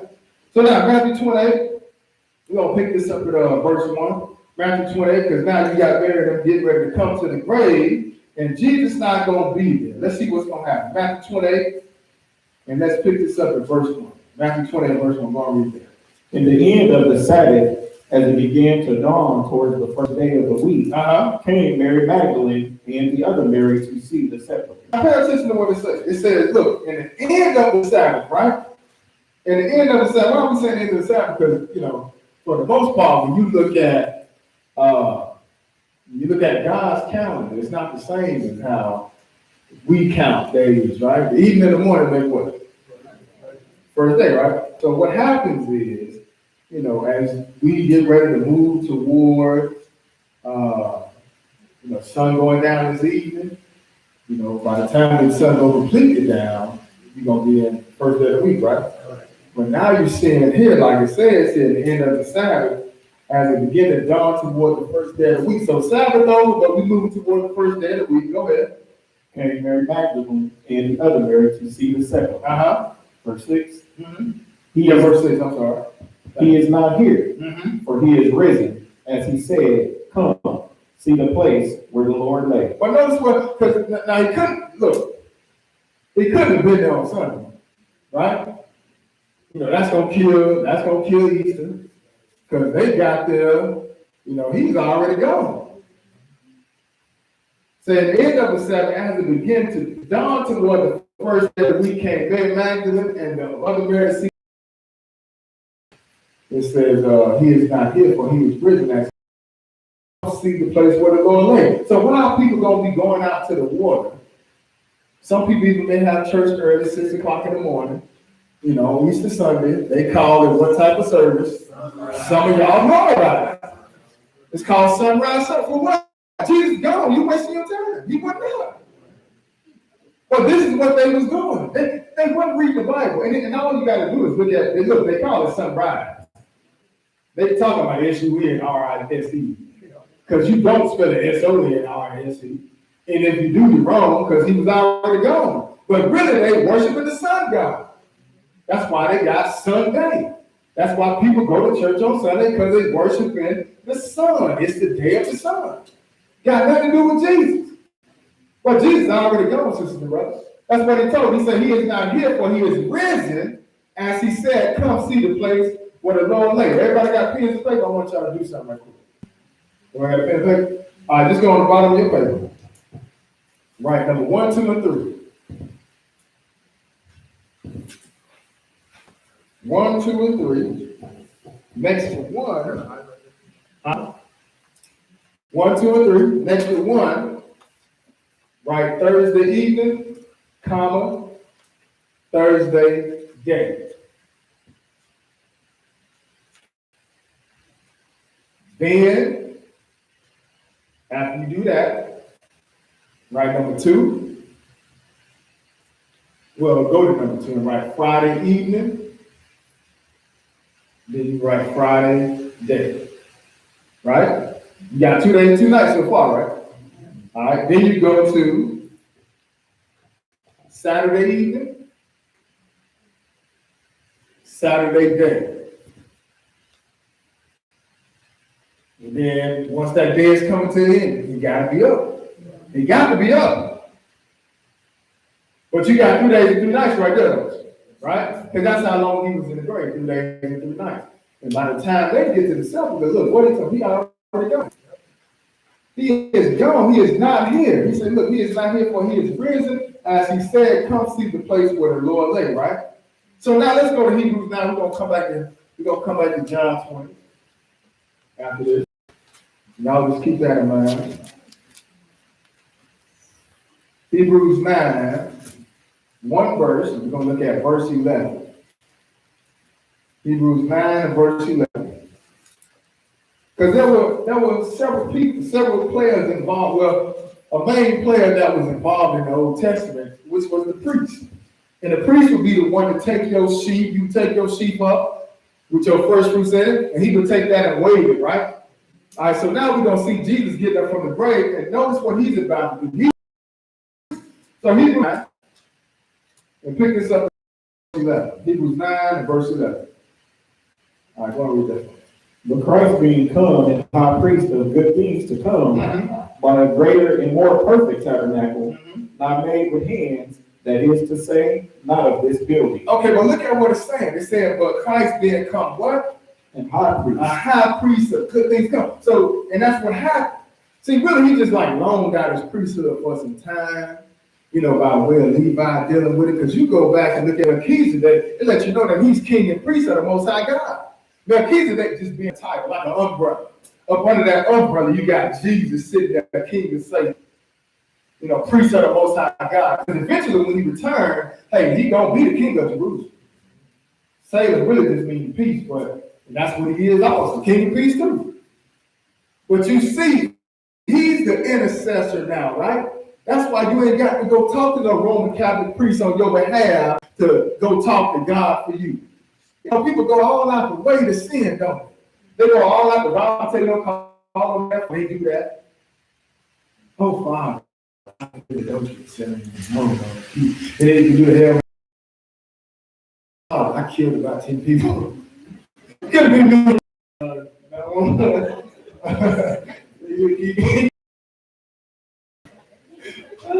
But the point is, this is what they do though. Like he got the power to forgive. But Jesus is the one that took on the priesthood once he got up, right?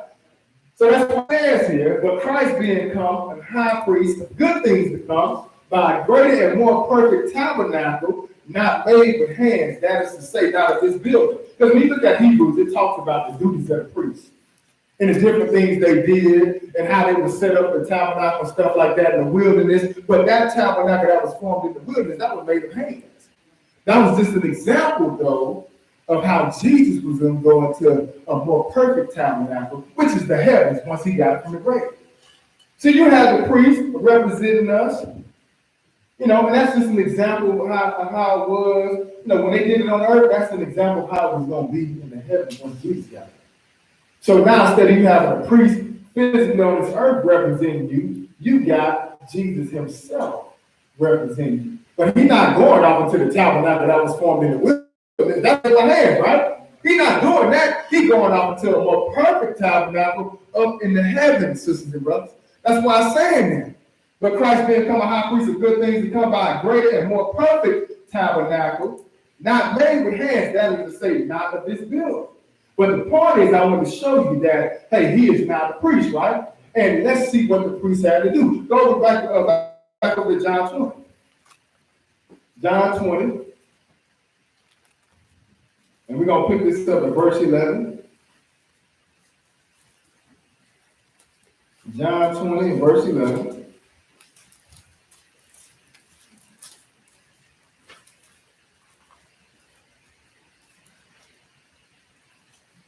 Come back out to the sepulchre, looking for Jesus again. This time they're going to run into him. Mary is. John 20, pick it up at verse 11. What's that? But Mary stood without at the sepulchre weeping. And as she wept, she stooped down and looked into the sepulchre. And seeing two angels in white sitting, the one at the head and the other at the feet, where the body of Jesus had lain. So Mary came back, and this time she got Peter, another disciple that came through. They turned around and left, but she stayed out there crying. That's why I say, but Mary stood without at the sepulchre weeping, and she wept. And as she wept, she stooped down and looked into the sepulchre and see two angels in white sitting. The one at the head, the other at the feet, where the body of Jesus had lain. Clearly he gone, right? Well, go ahead, what else to say? And they say unto her, Woman, why weepest thou? Mm-hmm. She said unto them, because they have taken away my Lord, Uh-huh. and I know not where they have laid him. That's right, keep reading. And when she had thus said, she turned herself back and saw Jesus standing, and knew not that it was Jesus. Right, because another place tell you that because it was dark. While it was yet dark, that's another place, but that's why I say know who it was. So I said, look, and when she had thus said, she turned herself back and saw Jesus standing and knew not that it was Jesus, right? What else to say? Go ahead. Jesus said unto her, Uh-huh. Woman, why weepest thou? Mm-hmm. Whom seekest thou? That's right, go ahead. She, supposing him to be the gardener, said unto him, Right, so she thought he was the God there. Because, you know, it's, like I said, another place tell you while it was yet dark. So clearly she couldn't see. So she thinking he the gardener. She supposing him to be the gardener, said unto him, what? Sir, if thou have borne him hence, tell me where thou hast laid him, and I will take him away. Right, so wherever you took him out, born me to care. So it said, look, sir, if thou have borne him hence, tell me where thou hast laid him, and I will take him away. Go to read verse 16. Jesus said unto her, Mary. Now, wait a minute. Now, Jesus called her name, didn't he?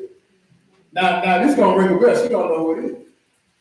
Jesus said to her, Mary. She turned herself and what else? And said unto him, Uh-huh. Rabboni, Mm-hmm. which is to say, Master. Okay, so now, if you've been walking with somebody, we don't say 3.5 years at the least, right? You know, you walking with them, hanging out with them, you seeing this person cool as a fan, doing miracles, helping people out. Then you know he died 3.5 days earlier, or 3 days earlier. You know, you sad, right? And then you hear him turn around and call your name, automatically you're gonna be excited. Besides the first emotion of running. You know, but they didn't run, you know, Mary didn't run. You know, you see your homeboy get up from the grave, you know, we got nowadays something's going on, but back then it's like it was going on wholesale. Jesus raising the dead all over the place. But he got up, didn't he? Jesus said to her, Mary, she turned herself, and what else? And said unto him, Rabboni, which is to say, Master. Go ahead. Jesus said unto her, Touch me not. Wait a minute. Now she knew who it was, but it just makes sense that out of excitement, more than likely she going to grab him, right? But remember when the first fruits you got out of the Old Testament, remember? You couldn't do nothing with that first fruit until you offered it up to the Lord, right? So once again, you see the first fruit out the grave. You see the first fruit out the grave, and he told her, wait a minute, don't touch me yet. I have not ascended to the Father. Now pay attention. It makes sense that he got up Saturday evening. Because if he didn't get up Saturday evening, he would have had been walking around and telling people, oh, look, don't touch me. Don't do it. Wait, I gotta go. But he got up Saturday evening, and then Sunday, that's the day he went and got away. But that's why I had to show you that he also took on the priesthood too, because the priest is the one that waved off. Now, when matter of fact, he's going to go up before the Father and do the same thing. He's going to be offered up. And guess what? He's going to be accepted on your behalf. That's what the Lord's showing you in Pentecost, sisters and brothers. That's why by the time it gets to us later on down there, 50 days later, hey, now it's a celebration. Why? Because you're about to get accepted. You're about to be set free now, sisters and brothers. It's about to be a big party, in other words. So Jesus said to her, touch me not for what? For I am not yet ascended to my Father. So what he got to do? He got to go before the Father and he waved as an offering. Just like he was showing in Leviticus 23. But you can't eat of that corn, can you? You can't eat none of the fruits until the self-same day that offering has been waved, right? Just like you can't touch Jesus. Because she would have touched Jesus, she would have got messed up with him. Why? Because that's sin. Look, he get up and great, he the first fruits, brand new body, a glorious body, glorified body, and then she messed around and touch him again. And we made out of sin. You done dirty it up now. That's the second time a woman and almost got him caught up. Right? Well, I'll tell you, from Eve to Mary, bro. Lord have mercy. Brother said, look, touch me not, for I'm not yet.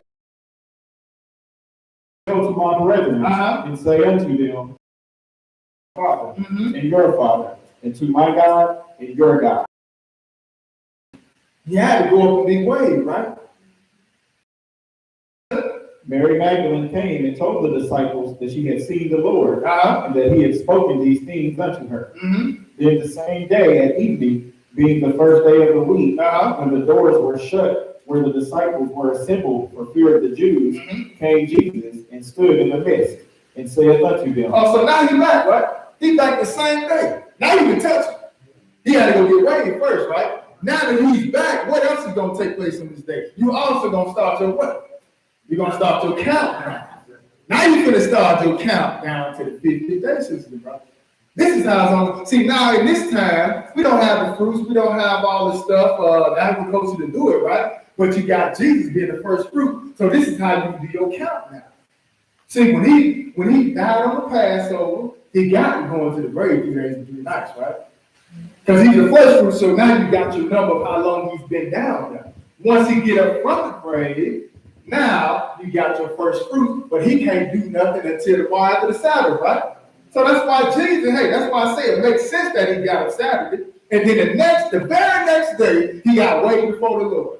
If he would have got up on a Wednesday or a Tuesday, he might have needed a cell phone to call them, look, don't come over yet.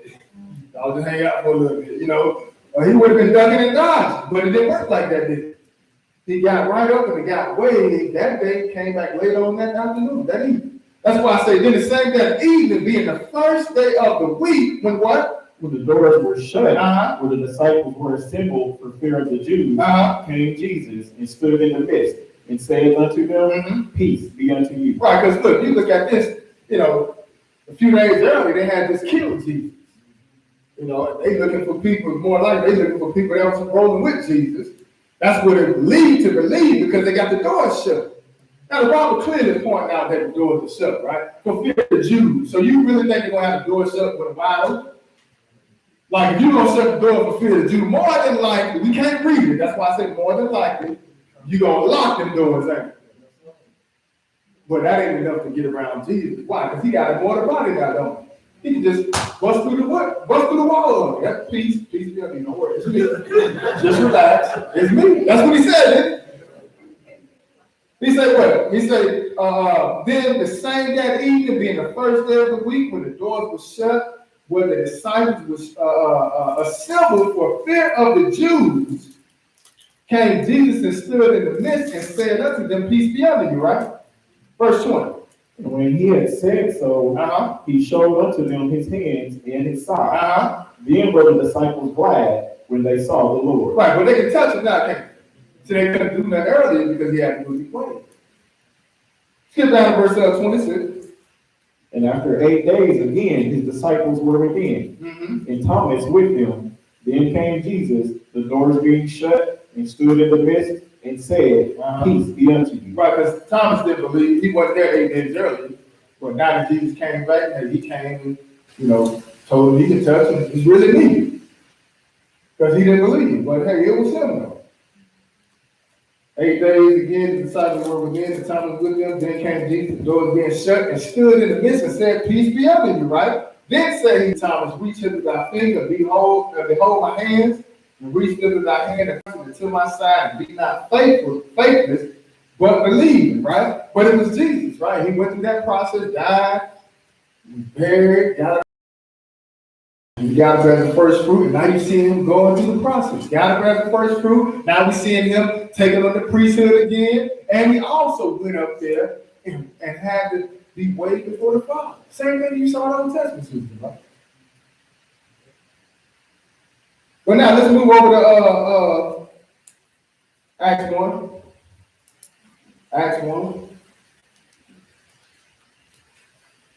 But that's how you're going to do your calendar. Every year, when you look at the calendar, because sometimes you may not understand, how we get there, but this is how you do your count, sisters and brothers. Just to make it easy, okay, Passover got to come, right? Because Jesus was the Passover lamb. But you can't just do that. You got to get them 3 days and 3 nights in the grave, right? And you still got to do something else. You got the first fruit, right? But you still got to wait now. So if he go down today to Passover, like Passover is going to be Friday coming up, right? So he probably going to get up out the grave, probably, I think, Sunday or Monday, right? So we still can't do nothing. We got to wait until the following Sunday to start. You see what I'm saying? Because you got to wait for the first fruit to get up, and then you got to count tomorrow after the Sabbath. We start to count. So that's how we get it, sisters and brothers. But Acts 1, let's see. We're going to see how airtight it is because the Lord didn't do nothing different. When he got it from the grave, we're going to see. And this is going to lead us to the day of Pentecost. Acts 1, and pick this up in verse 1. Go and read that, please. The former treaties have I made, O Theophilus, and all that Jesus began both to do and teach, until the day in which he was taken up. After that, he through the Holy Ghost had given commandments unto the apostles whom he had chosen. So we're talking about Jesus, and he ascended up, right? He said, the former treaties have I made, O Theophilus, of all that Jesus began both to do and teach, until the day in which he was taken up. After that, he through the Holy Ghost had given commandments unto the apostles whom he had chosen. What else does it say, verse 3? To whom also he showed himself alive after his passion by many infallible proofs. Right, so he still hung around with it. Showed different proofs and stuff like that. One infallible proof that he was alive after he died. You can't get no more. Like that's a real deal right there, man. You can't get around that. Even showing him the marks on his body. If you don't believe it's me. But he said, look, to whom also he showed himself alive after his passion, after he died, by many infallible proofs. What else to say? Being seen of them 40 days. Wait a minute, being seen of them how long? 40 days. 40 days, right? How many days did it take to get to Pentecost? It take 50. He hung out for 40 days. We still got some space in there though. Which brings us to the day of Pentecost. Go ahead and keep reading. And speaking of the things pertaining to the kingdom of God, and being assembled together with them, commanded them that they should not depart from Jerusalem, but wait for the promise of the Father, which said ye have heard of me. Right, so he hung out with them for 40 days then. And he told them, look, y'all chill out here for a minute. Don't go nowhere. That's why I said, so being assembled together with them, commanded them that they should not depart from Jerusalem, but wait for the promise of the Father, which said he, you have heard of me. What else? For John truly baptized with water. For John truly baptized with water. Keep reading. But ye shall be baptized with the Holy Ghost not many days hence. Right, so you're going to be baptized with the Holy Ghost not many days hence, right? But we know he hung out for 40 days, right? So that means if the day of Pentecost came in Acts chapter 2, how many days was it afterwards that they had to wait? 10 days, right? Go to Acts chapter 2 then. He got it from the grave, getting the first fruits, right? He waved himself before the Father, and he hung around for 40 days. Then he ascended up and told them, y'all wait here for a little while.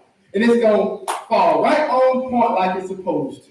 Acts chapter 2, that's why I say, look, if you're going to call yourself a Pentecostal church, you at least need to know how Pentecost unfolded. But they have no idea because they don't read the Bible, they don't read the Old Testament. And they don't understand the New Testament, sisters and brothers, because they go all hand in hand. Acts 2 and verse 1, go and read. And when the day of Pentecost was fully come. See, this is the 50th day after that first fruit got waved. That's why he was hanging around for 40 days. He said, y'all just wait here for a little while. Not many days hence, the Holy Ghost gonna come on. And now you see it. That's why I say here, when the day of Pentecost was fully come, go and read. They were all with one accord in one place. Keep reading. And suddenly there came a sound from heaven, as of a rushing mighty wind, and it filled all the house where they were sitting. And there appeared unto them cloven tongues, like as of fire, and it set upon each of them. And they were all filled with the Holy Ghost, and began to speak with other tongues, as the Spirit gave them utterance. And there were dwelling at Jerusalem Jews, devout men, out of every nation under heaven. Right, so if you don't know what took place on the day of Pentecost, look, now, when I say all, I'm not, that ain't got nothing to do with what's going on right here. You know, we try to make it more than what it is, but what was going on this day, hey, you had some Jews, sisters and brothers, that was scattered. That's why when Jesus came, if you pay attention to what he told the disciples, right? He said, go not into the way of the Gentiles, but go where? To the lost sheep of the house of Israel, right? Because they were already, in some way, shape, or form, not in Jerusalem. Already scattered. So on the day of Pentecost, which is one of the feasts that all males are commanded to come to out of those three Feast of Weeks is one of them, Sister Brother. So you got all these brothers coming up to Jerusalem to keep the feast, Sister Brother. And guess what? If you don't live in Jerusalem or you live in another nation, more than likely you're going to take on the tongue that comes out of that land, right? We speak English. Why? Because the king speaks English. You go over to another country where the king runs speak another language, more than likely that's going to be the language of the land. So when these Israelites and these Jews came back up to Jerusalem, sisters and brothers, here it is. They got all these different languages that they speak, but when they hear Peter and the disciples speaking, they can hear them speaking it in the language of the land that they came out of. That's what took place, sisters and brothers. That's what happened on the day of Pentecost. It's just like somebody coming here, somebody coming here, we're going to say a Hebrew coming here, he live in Spain, or he lives in Mexico where they speak Spanish, right? Yeah, Hebrew, but just like us, when he come up here preaching to us, right? We don't speak that language, do we? We speak English. But the miracle would be that we can understand exactly every word that's coming out of his mouth. That's what the miracle was. It wasn't nothing for you to seek after when you go to church on Wednesday night and the preacher said we're going to have corporate prayer, and on the count of three, everybody starts speaking in tongues. I got to church one Wednesday night. I sat up there, everybody speaking to, I'm gonna tell you whatever. I'm gonna tell you. Back in the day, we used to follow Creflo, right? Me and my wife. World champ. Wherever he went, we'll pop up. But we live in Florida, so he come down to Florida. We go down to Jacksonville. He go to Orlando. We'll pop up in Orlando. So one time, he came to Jacksonville, and that's really where I'm from. So we went out to the Coliseum. He came, had his little goons there and stuff like that. Don't call us he said, everybody want to get saved and get speaking in tongues. He said, you come on up. And I'm thinking I'm going to meet him. He got a little squad there. They take you to the back of the auditorium, right? Big old Coliseum. Take us in the back. And it's like 12 of us. They said, well, y'all believe God, if you keep praying, then you're going to start speaking. And I'm praying, and I'm just like,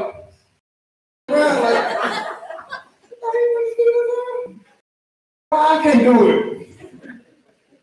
Then I get up to Atlanta, I got actually to the place, get up there Wednesday night, you have people in the Wednesday night, all this big old place, big old church, everybody walking around, praying, speaking in tongues. I think they speak in tongues. The Bible says you need to interpret that, don't you? It's not shut up. But I'm looking all around once again, like, man, what's wrong with me? Why I can't speak in tongues? And I think I see now the Lord was saving me from that nonsense.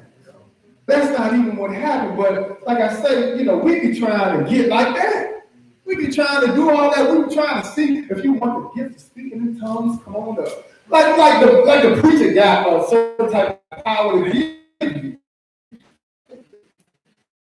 Maybe you ain't praying hard enough. Y'all remember you used to be on your knees tearing? All the missionary coming out, call them, and call them. You be calling them until you stop falling out of love. I ain't do that. I told God, I said, no, I ain't gonna never play with you like that. I seen it all every week. The girls messing around with different boys messing around with different girls, and on Sunday, everybody shouting. I was on my knee one day, I seen that. I said, Lord, I would never play with you like that. That's exactly why I've been speaking to them. Because the Lord saved me from that system, bro. But that wasn't even what was going on, was it? That was not taking place on that day. If you pay with dwelling at Jerusalem, Jews, devout men out of every nation under heaven. So he's saying all this type of stuff to let you know what the situation really looked like. You got all these people coming up, all these different nations from under heaven, and they hearing some tongues being spoken, language being spoken, and they can understand exactly what's being spoken to them, even though the language they speak. What does that verse say? And how hear we every man in our own tongue, wherein we were born. I see that was amazed by that, though. They was amazed by it. You'll be amazed too, right? That's a miracle. God will show you things like that to get your attention. That's why 1 Corinthians 14 lets you know speaking in tongues it's not for the believer, it's for the non-believer. You know, like for people like us, look, speaking in tongues ain't gonna do me no good. I'm gonna tell you, shut up and sit down, or you need to crack over that book and teach me about some prophecy. I don't need that. Non-believers, hey, the Lord will do some different signs to get your attention, right? But this was going, he said, they were all amazed and marveled, verse 7, saying one to another, behold, are not all these which speak Galileans? What else? And how hear we every man in our own tongue, wherein we were born. Parthians, and Medes, and Elamites, and the dwellers in Mesopotamia, and in Judea, and in Cappadocia, and in Pontus, and in Asia, Phrygia, in Pamphylia, in Egypt, and in the parts of Libya about Cyrene, and strangers of Rome, and Jews, proselytes, Cretes, and Arabians. We do hear them speak in our tongues the wonderful works of God. You see that though? We do hear them speak in our language the wonderful works of God. That's what the miracle was. But when this happened, it happened on the day of Pentecost. 50 days after that first fruit got up and got waved. Well, the first fruit got up on the Sunday, right? I mean, that Saturday he was up. He got waved on that Sunday. And 50 days later, hey, you see Pentecost taking off.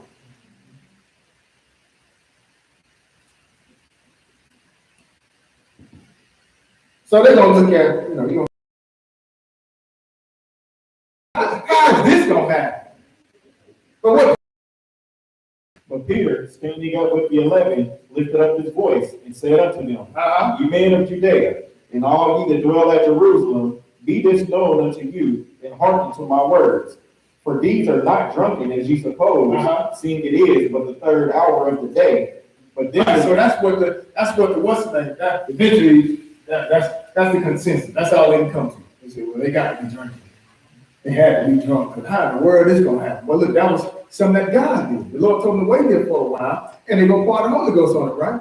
And that's what he did. He poured out the Holy Ghost, and they was able to understand. The angels came down by cloven tongues, and hey, was able to speak, and they was able to see it and hear it in their whole language system, right?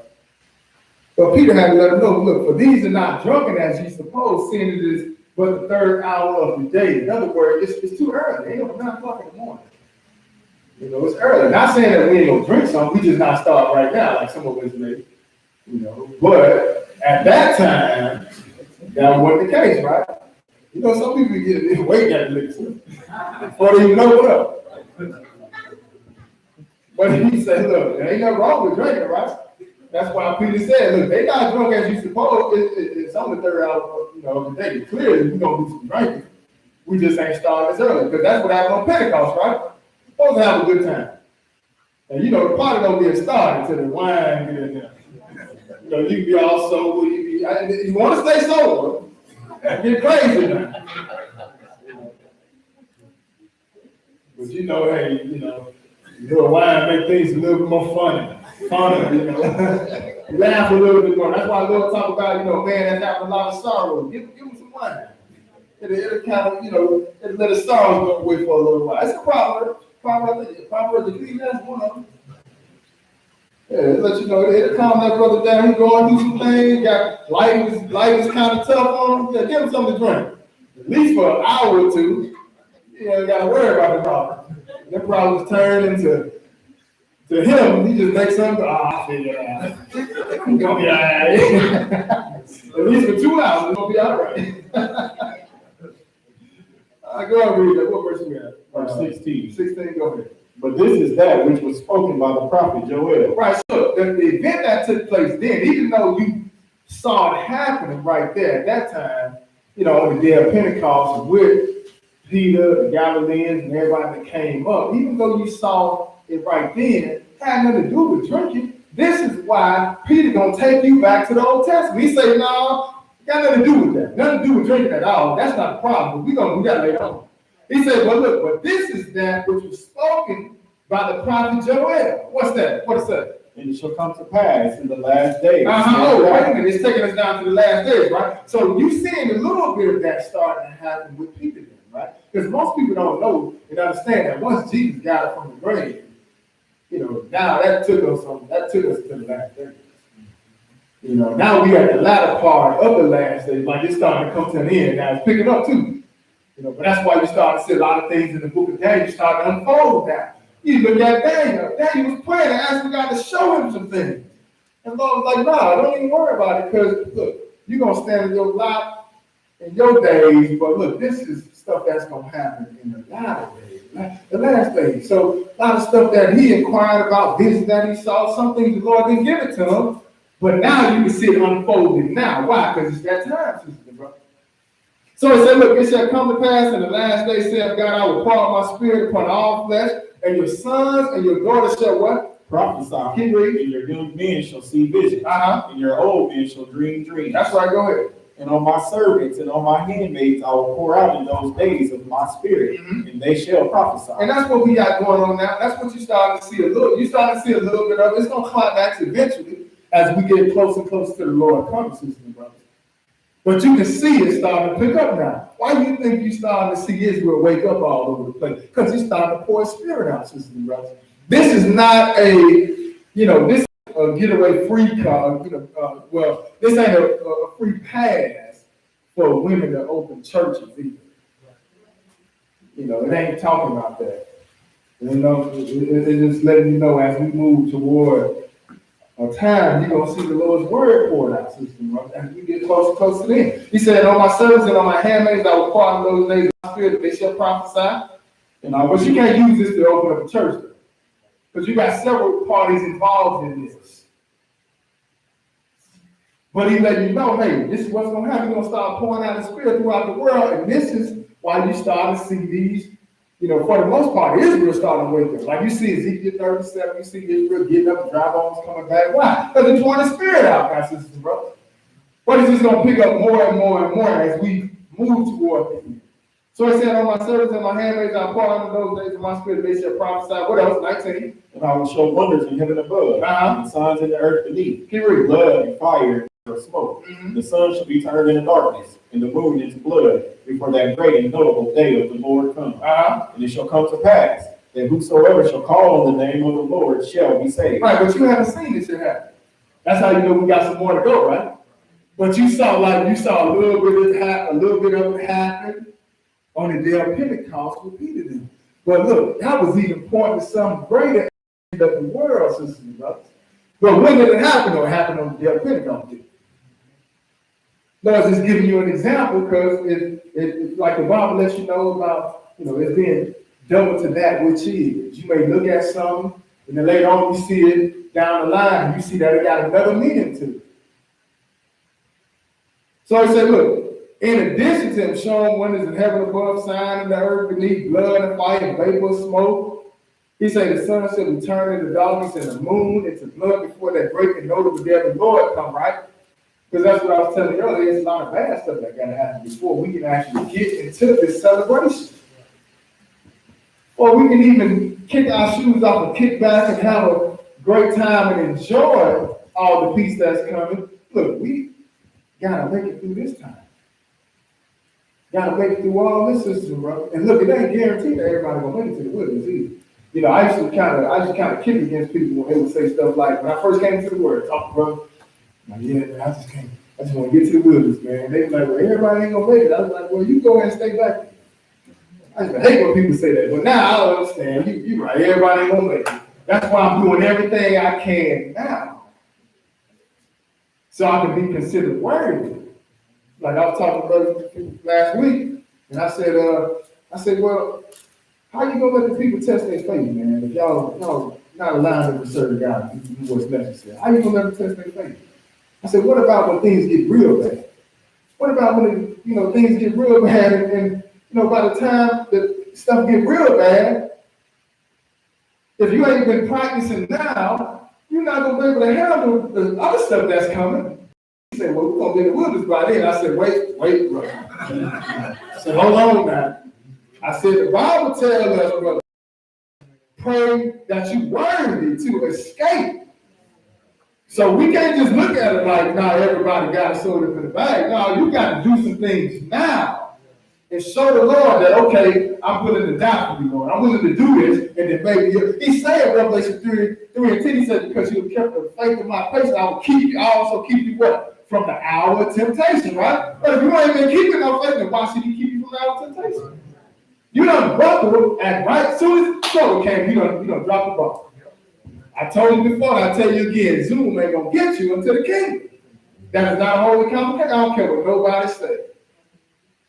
We all can clearly read what the book said. At the end of the day, you gotta make a choice of what's best for you in your home, and as long as you can read it, do what the Lord say.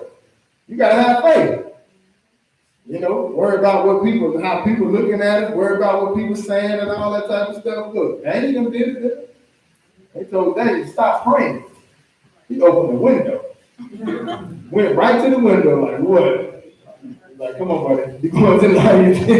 He went, didn't he? The Lord saved him. Locked the dog's mouth on the line. And then the ones who set him up, they ended up going to lion's den and got them and their families messed up. So the Lord looked out for us, we say we're going to go the same thing. But look, we don't get that. But I'm going to let you know, some people don't get beheaded, sisters and brothers. That's in the Bible for a reason. But this is what we're saying here. Look, he said, I'm going to show wonders in heaven above, signs and earth beneath, blood and fire, and vapor, smoke. Right? And it shall come to pass. Call on the name of the Lord shall be saved. But even then, the Lord got some mercy, though. Even then, the Lord got some mercy. But go back to Joel 2, because let's see where he got it from. That's why, like I told you earlier, hey, it behooves all of us to make sure we read the whole Bible, not just a little bit of it. Not stuff that just make you feel good. You know how you would go to certain things back in the day? I just need the word of the Lord. And let me go to Psalms. Let me go to Proverbs. Things that make you feel good. Nobody wants the truth, though. It's just like with Ezekiel and with especially John in Revelation. He was eating the word. It tasted good, but it went down in his belly bitter. So in other words, look, you got to take the good with the bad, sisters and brothers. You got to take the good. It's going to be some good coming. It's going to be some good coming. We just got to get past the bad. And that's number two. And that's what most people don't want to deal with. Don't want to deal with the bad. Joel 2, verse 1. What is that? Blow ye the trumpet in Zion, and sound an alarm in my holy mountain. Because now we hear, sisters and brothers. Now we get ready to walk up on the day of Pentecost. He said, look, blow ye the trumpet in Zion, and sound an alarm in my holy mountain. What else he said? Let all the inhabitants of the land tremble, for the day of the Lord cometh, for it is nigh hand. Keep reading. A day of darkness and of gloominess, a day of clouds and of thick darkness, as the morning spread upon the mountains. A great people and a strong there have not been ever the like, neither shall be any more after it, even to the years of many generations. Right, because at this point right here, now wars breaking out now, sisters and brothers.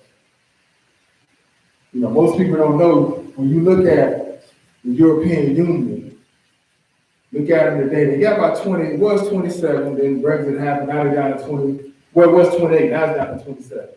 Like I said, eventually it's going to narrow down to 10. And that's when this man, the beast, or the false prophet, the beast and the false, going to go into power. 3.5 years, sisters and brothers. But eventually they're going to stir up the Lord's army, which is Russia. Russia, Iran, and all their allies and stuff like that. And the Bible Revelation lets you know they got a 200 million man army, sisters and brothers. That's a huge army. That's why I was telling you here, blow you the trumpet in Zion, because look, they're going to come down to Zion first. Then the Lord going to have to meet them out in the valley of Jehoshaphat, right outside Jerusalem. But he's the one going to get all these armies down there to Zion anyway. That's why I said, blow the trumpet in Zion and sound the alarm of my holy mountain. Let all the inhabitants of the land tremble, for the day of the Lord come, for it is not at hand. A day of darkness and of gloominess, a day of clouds and of thick darkness, as the morning spread upon the mountains, a great people and a strong, that have not been ever the like, neither shall be any more after, even to the years of many generations. You can read, just read verse 3. A fire devoured before them, and behind them a flame burning. The land is as the garden of Eden before them. So before them, before they come through the land look nice. That's why it says here, a fire devoured before them, and behind them a flame burning.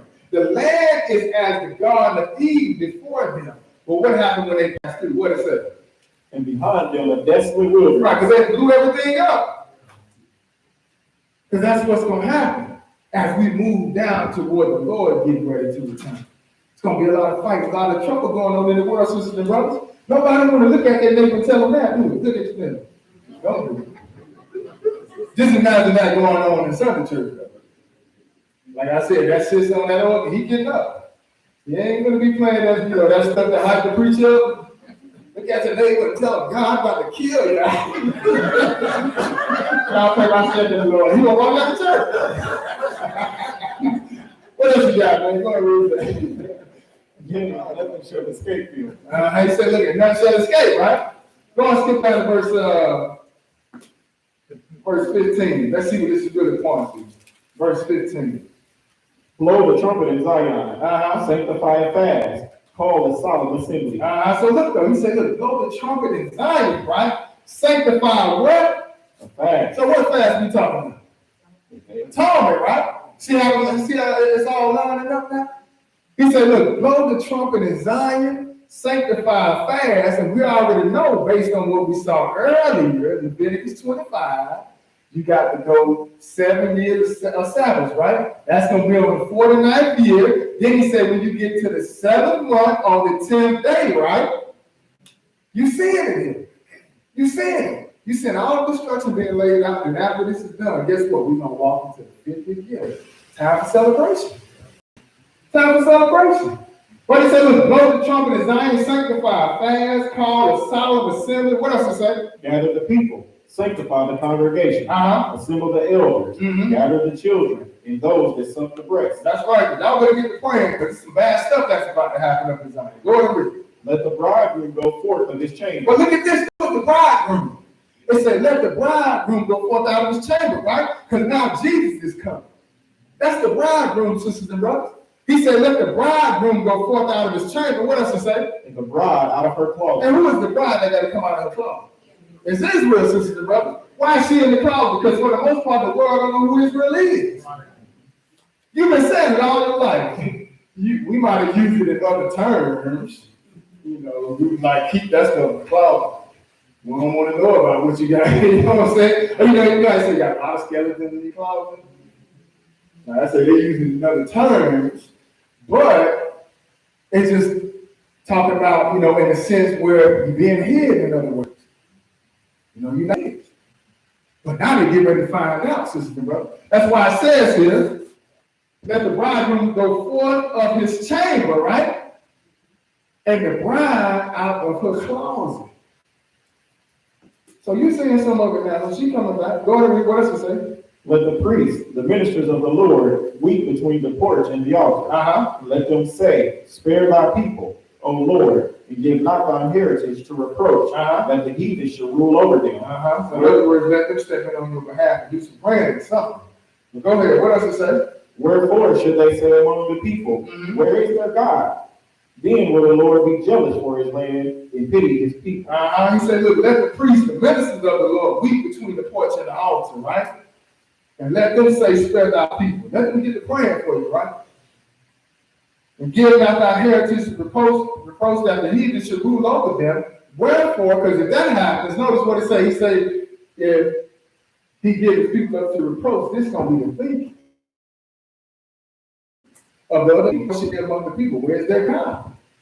Where y'all God at? Anybody going to help y'all? But the Lord ain't going to allow that to happen. He going to come in on our behalf. He goes, like he said, you made his mind, right? Your main focus is to just serve the Lord, keep his command. He gonna take care of everything else. So he said, wherefore should they say among the people, where is their God? What else it say, verse 18? Then will the Lord be jealous for his land and pity his people. That's right, because you look at it right now, say you got people over there fighting over the land, right? It's divided up for the most part between the Philistines, Palestinians, and Esau. Esau think the land belonged to him, because he thought that the promise or the covenant was passed down. It wasn't. It was passed down to our father Jacob. You look at what happened in that situation, everybody knows to say, well, Jacob stole the birthright. How you stole the birthright? How do you steal? People reading the Bible. Because clearly Esau came back from a day of hunting, and he was hungry, wasn't he? He was so hungry, he said, give me a bowl of meat. And Jacob, our father, was smart. He said, let me get that birthright. He's like, you can have it. What does it do with me anyway? All right, so he got the birthright. Then he sold it to him. So you think that when his father's about to die, he would have told the truth. He's like, well, Dad, hey, it belongs to Jacob. I sold it to him. So who's the liar? Jacob didn't lie. Jacob, now, and all the other stuff that happened, his mama did that. He told his mama. He's like, Mom, I can't do it. I'm tricking my dad. He's like, let's send me on me. Don't worry, I got it. So, and then on top of that, God had showed Rebecca in the womb that she was going to have 2 days. And she said, what, the older going to serve the younger. So we're going to see that come to pass in the end as well. Long prophecy, sisters and brothers. But you're seeing that the Lord here, like he said, then will the Lord be jealous for his land and pity his people, just like with Egypt, same thing. See what's going on down here. That's why we got to make too much of a fuss about it, because the Lord going to take care of everything, sisters and brothers. Just like he stepped in on our behalf back then, he's going to do the same thing. This time it's going to be on a worldwide scale, because we all over the place now. You know, just like he brought us from captivity back then, look, the Lord going to gather us again. He said in one place, Jeremiah 16, look, we ain't going to even talk about what happened last time when he split the Red Sea and brought us through there. We ain't going to talk about that no more. The going conversation is how he gathered us from all the countries from the north and all over the world. That's going to be the conversation in the future. See, up until this time, one of the greatest miracles he did was drive that sea and bring our forefathers through that Red Sea, right? Well, that ain't going to be nothing in comparison to what he's going to do in the future. Because this time, we all over the world. What did he tell you that, Jeremiah 16? What does it say? Go ahead. Verse 19. Yea, the Lord will answer and say unto his people, Behold, I will send you corn and wine and oil, and ye shall be satisfied therewith. And I will no more make your reproach among the heathen. Right, but that's what we are right now, right? You know, where you go, for the most part, that's what we are. I ain't gonna hound on it too much, but I can just give one example that fits all over the world. As soon as you move in, what happens?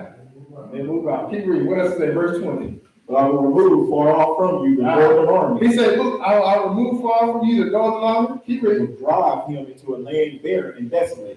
So the Lord gonna step in on our behalf. Go ahead. With his face toward the east sea, and his hinder part toward the uttermost sea, and his stink shall come up, and his ill savor shall come up, because he has done great things. Skip down to verse 28 and read that. Let's get to the gist of what's really going on. Go ahead. And it shall come to pass afterward that I will pour out my spirit upon all flesh. Oh, so this is what Peter was talking about, right? See, we got some more to it that ain't completely done yet. But you just saw like a little bit of it start to unfold during Peter's time. But now you see it and get ready to come to his head now. He said, it shall come to pass afterward that I will pour out my spirit upon all flesh, and your sons and your daughters shall prophesy. What else? Your old men shall dream dreams. Your young men shall see visions. That's right. Keep reading. And also upon the servants and upon the handmaids. In those days will I pour out my spirit. And I will show wonders in the heavens and in the earth, blood and fire and pillars of smoke. The sun shall be turned into darkness and the moon into blood before the great and terrible day of the Lord comes. Right, and that's what Peter told you. Like I said, you saw some of it, but Peter, he laid it all out there too, let you know what else is coming, right? But all this is going to walk us down to Pentecost. Huh? This is what he was showing. What else he said? And it shall come to pass that whosoever shall call on the name of the Lord shall be delivered. Right, other place said you're going to be saved, right? Same thing. Delivered, saved. He said it's going to come to pass that whosoever shall call on the name of the Lord shall be delivered for what? For in Mount Zion and in Jerusalem shall be deliverance, as the Lord has said, and in the remnant whom the Lord shall call. But you see where the salvation started at, right? It started in Jerusalem, man. That's just like Paul tell you about the Jew first and the Gentile. It said, and you know, we talked about it, people talked about it, but we came back to the Old Testament, and it's actually letting you know where this salvation started, don't it? It say, for in Mount Zion and in Jerusalem shall be deliverance, as the Lord has said, and in the remnant whom the Lord shall call. And he's not going to allow his land to be taken out, and he's not going to let his heritage allow that to be destroyed, sisters and brothers. But this is what he was pointing out in Acts 2, sisters and brothers. Let's go over to 1 Corinthians 15. Let's see what else going to take place during this time. But you're going to have different things that's going to be happening when the Lord get back. But we got to come back to, got to tie it all together, because there's another great thing that got to take place too. 1 Corinthians 15, because we already got Jesus done. Jesus already, he already the first fruit. He got up from the grave, took on his everlasting body.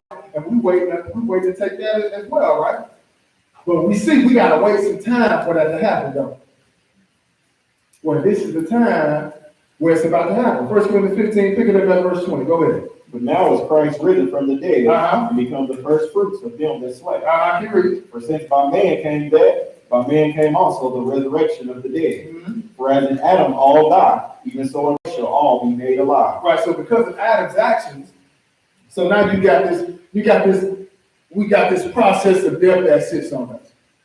You know, we go through all the phases of life. You have children, they grow up, you know, become teenagers, then adults, then you get to middle age, and eventually get old and die, right? Well, that goes back to Adam. All that because of sin, this is what is now put on mankind since we went. So we had to have something or somebody to come and take this off of us, but you're not going to find it among men. Not going to find it among men because we all sin.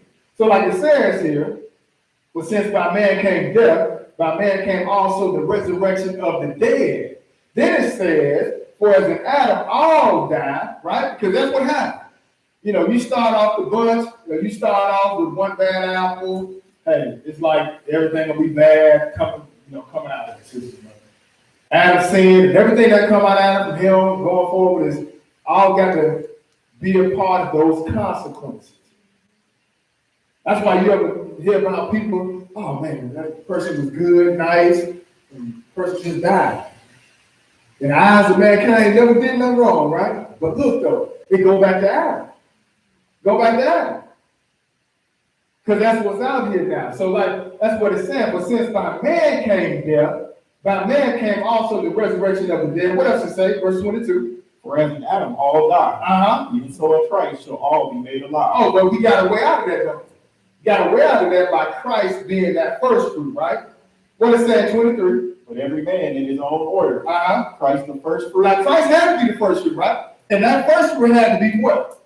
Had to be weighed, right? And it had to be accepted for you, right? Now, once it got accepted for you, now it's going to open the door for you to get accepted, or us to get accepted. Don't let me take myself out of the picture.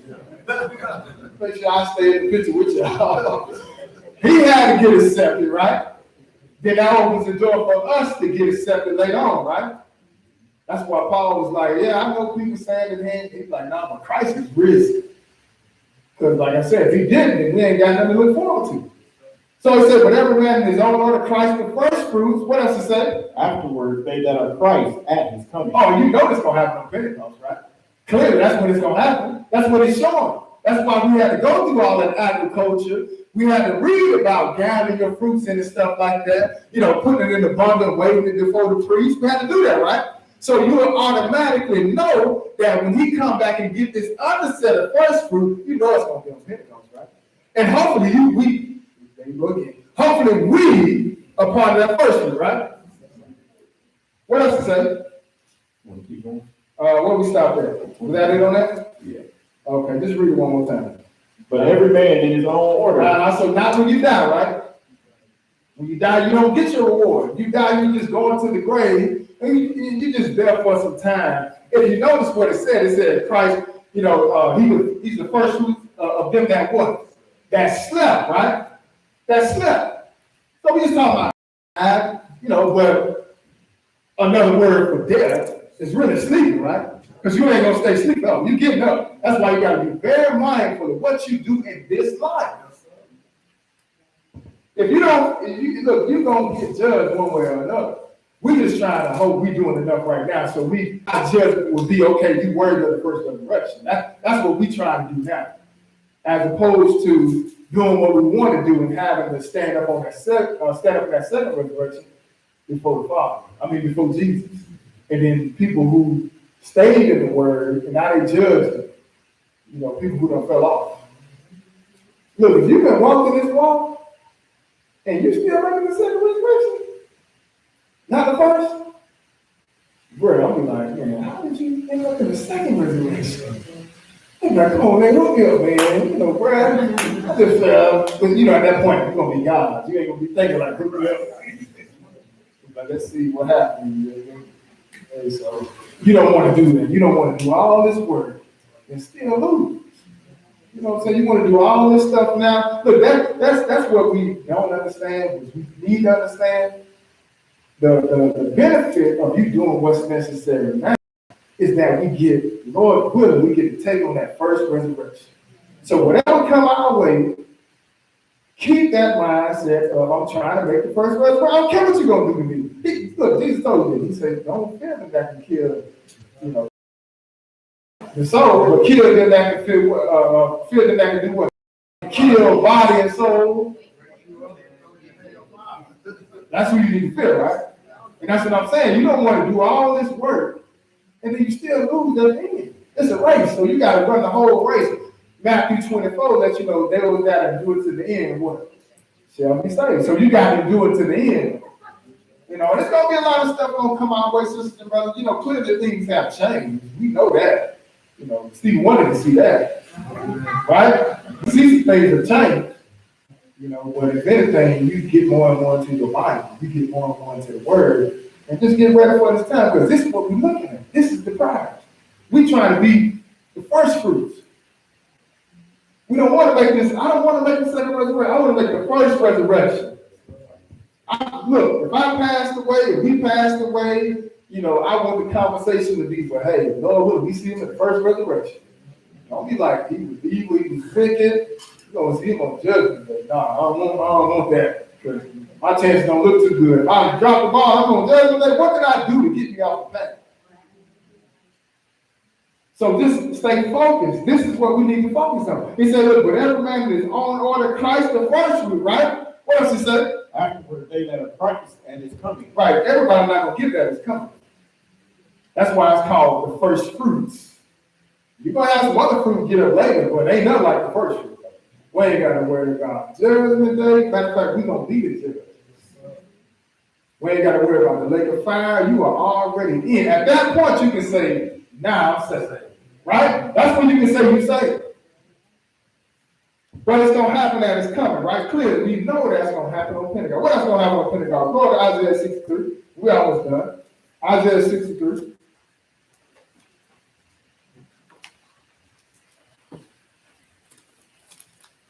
Isaiah 63.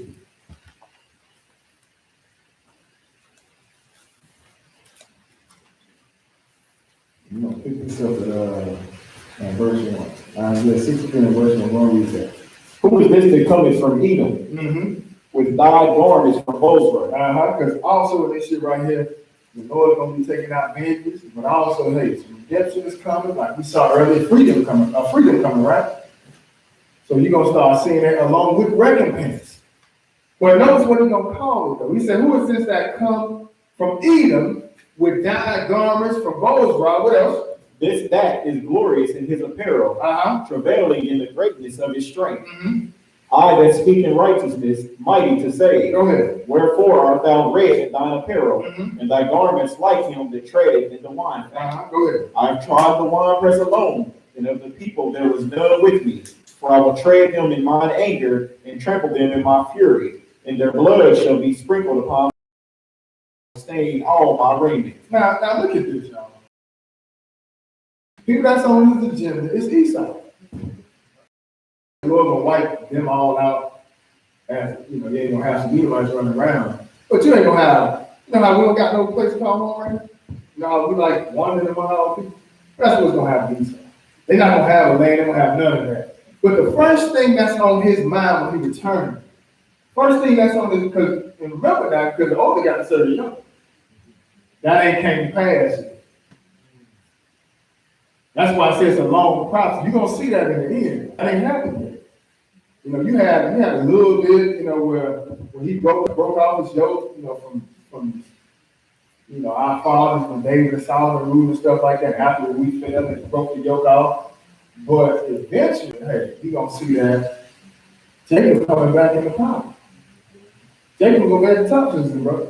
But on the Lord's agenda, when he returned, he's upset. What he saw. These people that deceive the whole world, saying that they us. And the Lord ain't pleased with that. So you seeing him identifying him by different names based on lands that the Lord gave him. That's why I says here, who is this that come from Edom with dyed garments from Bozrah? is this that is glorious in his apparel, travailing in the greatness of his strength. I that speak in righteousness, minded to say, what else to say? Wherefore art thou red in thine apparel? I said, look, wherefore art thou red in thy apparel? You know why he red in his clothing or his apparel? Because he killed him. And first thing on his mind, he coming right down to eat. Wherefore art thou red in thy apparel and thy garments? What else? Like him that treadeth in the wine fat. So like, and that's what happened. You smashing grape. You smashing that to make it wine. But this is what he's going to eat in those systems, bro. Just giving you an analogy of how you would do the wine and the grapes at the wine, you know, making the wine and all that type of stuff. He gives you that analogy, but he really talking about people talking about eating. Because if you notice when he returned on the Day of Atonement, somebody got to pay for the sin. Guess who it's going to be? That's why he said he got to sacrifice his bulls, right? That's eating season, right? What is that verse? Go ahead. I have trodden the winepress alone, and of the people there was none with me. For I will tread them in mine anger, and trample them in my fury. The Lord is upset, don't he? We like to look at God like he don't get upset, like all he do is loving. Look, Lord get angry, sister, brother. That's why he gonna do tell the world. He say, look, Father, will tread them in my anger and trample them in my fury. You get mad at somebody who's cheating on you, right? Raise your hand, you want your wife cheating on you. Raise your hand, you want your husband cheating on you. So how you think God feels? You know what I'm saying? How you think God feels? We serving all these other guys, laying down all different types of God. You think he ain't mad? That's like tearing the world up. Here it is, you got the maker. You know, the potter, we the clay. We done told him. So you can think you be mad like you raise your kids up a certain way that they turn on you, you'll be mad too. Or somebody gotta go. You ain't going nowhere. So you can take that back to Israel with us. We off in the Holy Land, got the law, statutes, and commandments. Why do you think we got kicked out? Can't be a holy people with that simple behavior. You gotta get us out of there. But he said, look, for I will tread them in mine anger, will trample them in my fury, and their blood shall be sprinkled upon my garments, and I will stain all my raiment. Go ahead and read, verse 4. For the day of vengeance is in my heart. Look at what he said. He said, for the day of vengeance is in my heart, right? That's why I say you ain't got to worry about it. The Lord gonna, you know, he gonna pay you. You ain't got to worry about getting off and all that. All you need to focus on is getting your salvation, right? That's what you need to work out. You need to spend more time trying to, you know, get this man out the way, as opposed to worrying about trying to put other people in the lake of fire. God will take care of that, right? He said, look, for the day of vengeance is in my heart. What else he said? And the year of my redeemed is come. Oh, he said the year of my redeemed is come. That's why I call it the day of Pentecost, a year of Jubilee. Because at this particular time, hey, he's going to set us free now. It's time to go home now. It's time to be set free. That's why we get so caught up in the trying to go back home. Remember 2019, they was inviting you back to Africa? Like, come on back, y'all. Come on now. Look, we don't want to go home. That ain't our home, but don't be trying to fight us now. It's too late. Yeah, Israel waking up now when people want to be nice. All of a sudden, we waking up, we knowing who God is. You waking up with money, all this type of money in your bank. I don't want your money. Stop dropping stimulus in my doggone account. Think you can pay God back for what you did. You think you slipped. It ain't gonna work. We tried to call our the other day. Can y'all take this money back? They ain't even answering the phone. You put too much money in my account. There's a catch to this. I know it is. Inflation. Then you try to put me in debt prison? No, but I'll be like, I called y'all. No, but the point is, don't be trying to have all this personality. It's too late. It's too late. He said, look, for the day of vengeance is in my heart, the year of my redeemed is come. And that's what he's going to do. He's coming back to set his people free. And if you start, we start to move closer and closer to that, sisters and brothers. But that's what's going to happen during this particular time. He's going to take out some vengeance, and then right after that, he's going to go into this year of Jubilee. Everybody going home, sisters and brothers. And he's going to set his people free. Go to Isaiah 34. Look at it again. Isaiah 34. Isaiah 34.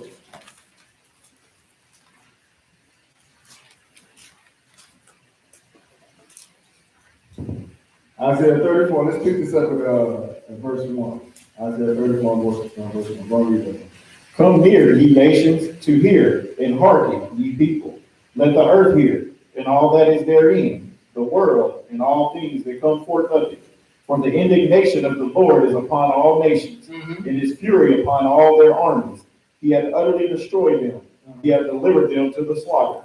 Their slain also shall be cast out, and their stink shall come up out of their carcasses, and the mountains shall be melted with their blood, and all the host of heaven shall be dissolved. But you see this though, right? You see how upset the Lord is?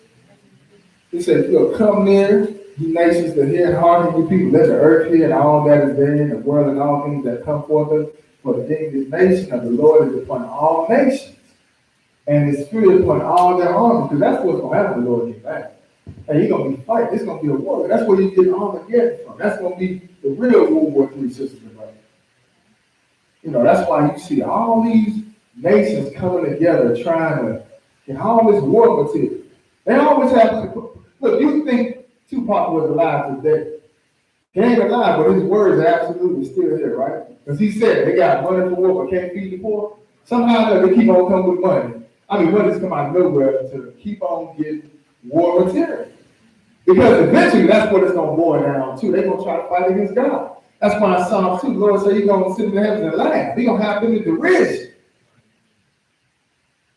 Well, that's how far we have gotten away from God that we think we can even fight our Maker. He said, look, for the indignation of the Lord is upon all nations, and his fury upon all their armies. He hath utterly destroyed them. He hath delivered them to the slaughter. Their slain also shall be cast out, and their stink shall come up out of their carcasses, and the mountains shall be melted with blood. What else to say? And all the host of heaven shall be dissolved. Back to what we saw earlier in Joel, right? Back to what we saw earlier when Peter was talking about when really what this day of Pentecost is pointing to, right? We get to it, but it's some things that's gonna happen before we actually, are able to celebrate. He said, look, and all the hosts of heaven shall be dissolved, and the heavens shall be rolled together as a scroll. Another place tell you that in Revelation 6, around verse 16, when you get to that sixth seal. He's going to open up the heavens and sit there and just watch. Him and the Father. He's going to watch things go on, sisters and brothers. All the hosts of heaven shall be dissolved, and the heavens shall be rolled together as a scroll, and all their hosts shall fall down. What else? As the leaf falleth off from the vine. I can read it. And as a fallen fig from the fig tree. What else it says? Skip down to verse 6 and read that. Oh, I'm sorry, verse 5. For my sword shall be bathed in heaven. Behold, it shall come down upon Idumea. Idumea is Edom. That's Esau, sisters and brothers. He said, look, for my sword shall be bathed in heaven. Behold, it shall come down upon Idumea. Like I said, they don't want to be Edom at this time. Them back for what they can do. He talk about say like, if the thief come in, he's not gonna take everything. He's gonna leave something. If a grape gather come in and gather some grapes, he's not gonna take all the grapes. Well, when they came to Israel, you took everything. You ain't leave nothing. Think about a thief trying to come in. He on a time frame, right? He's trying to get what he can, and he's gonna get out. You don't see him coming back, well, let's go get the rest of that stuff. He ain't gonna do that, is he? He's gonna try to get out there. Look, when it came to Esau, they didn't leave nothing. But the Lord is gonna pay them back for that, sisters and brothers. That's why he said that in Obadiah. But he said, look, the sword of the Lord is filled with blood. It is made fat with fatness, and with the blood of lambs and goats, with the fat of the kidneys of rams. Because look at what he's doing. He's not comparing. He's comparing Esau now to an animal that's being sacrificed. Because notice, look, somebody got to die to atonement. Jesus ain't gonna die again. He has already been out of atonement, but somebody gonna pay, on the big scale of all the sin that's going on. And guess who's gonna be the guinea pig? Esau is. That's why he said the sword of the Lord is filled with blood. It is made, and with the blood of lambs and goats, right? With the fat of the kidneys and rams. He's not really talking about animals. He's talking about a nation of people. you got comparison, because what he gonna say? What read that? For the Lord hath the sacrifice in Bozrah. Oh, see, he's not really talking about him. He's talking about Esau. He said, look, for the Lord have a sacrifice of bones, Rob. What else is that? And a great slaughter in the land of Idumea. And a great slaughter in the land of Idumea. Edom, Esau, Idumea, both were teaming, all one and the same. Go ahead and skip down to verse 8. For it is the day of the Lord's vengeance. Oh, wait a minute. He said, for it is the day of the Lord's vengeance. What else? In the year of recompenses. Oh, so that's also going to happen, right? He said, in the year of recompenses. Keep reading. For the controversy of Zion. So he don't want to get away with it. He's not going to let them get away with it. The nation ain't getting it. The world ain't getting away. The world is not getting away with their behavior. Somebody will have to pay, but hey, Edom is on the list first, sisters and brothers. That's who he had on his mind when he first get back. Go to Micah 4. Notice how we all time, how it's all coming back to the year now. That's how we all start. That's what we started off at, didn't we? Showing you that really, hey, you're going to keep the day of Pentecost, but really he pointing you to the year of Pentecost, the year of redemption, sisters and brothers. That's really what he's trying to show you. That's why it's so important for you to make sure you observe God's holy days. Look, you're going to get something out of it. You're going to get some understanding on it. And then the Lord is also showing you, he's showing you how his plan is going to unfold. We get so uptight about not being, not now, but I'm just saying, when you in the world, people look at us, they get so uptight about us keeping the holy days and stuff, like it's just like a problem. But actually, we doing what the Bible is telling us to do, and we get understanding on top of that. What kind of understanding do you have after you celebrate Christmas? You broke, and then, people stealing your stuff and breaking in your house, houses burning down, and you put all these lights up. That can't be of God. It ain't of God. During this time, Micah 4. Micah 4. We're going to pick this up in verse 6. 4 and verse 6. Now go ahead. Said the Lord, will I assemble her that had halted. Look at that. He said, in that day, said the Lord, I will assemble her that what? Halted. Right. I will assemble her that halt because, in other words, she don't exist as a nation. Like I said earlier, you look at, you think about Israel in the eyes of all the people in the world, even ourselves, we really don't exist as a people. That's why you go tell the people about you being an Israelite and you get cussed out. Or somebody, nah, I'm a Gentile. What they got to do? You ever notice Israel do more fighting and sticking up for false doctrine than the ones who gave you the false doctrine?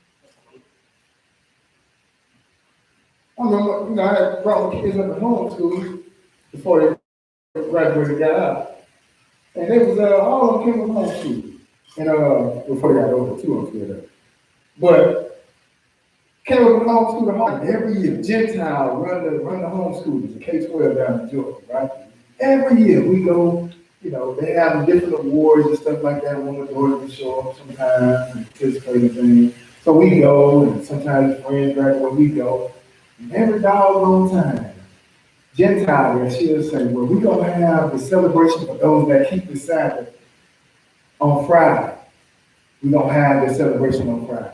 Because we have people that observe the Sabbath on Saturday. Every year. Without a doubt, you had people coming that would actually observe the Sabbath, wouldn't be a problem. Israel took over. So my son was the only one graduating out of all these people. My son was graduating, but we couldn't be that Saturday because he keep the Sabbath. So Israelite took over now. She get up there and she say, we don't have a ceremony. It's like ceremony because he won't be able to make it tomorrow.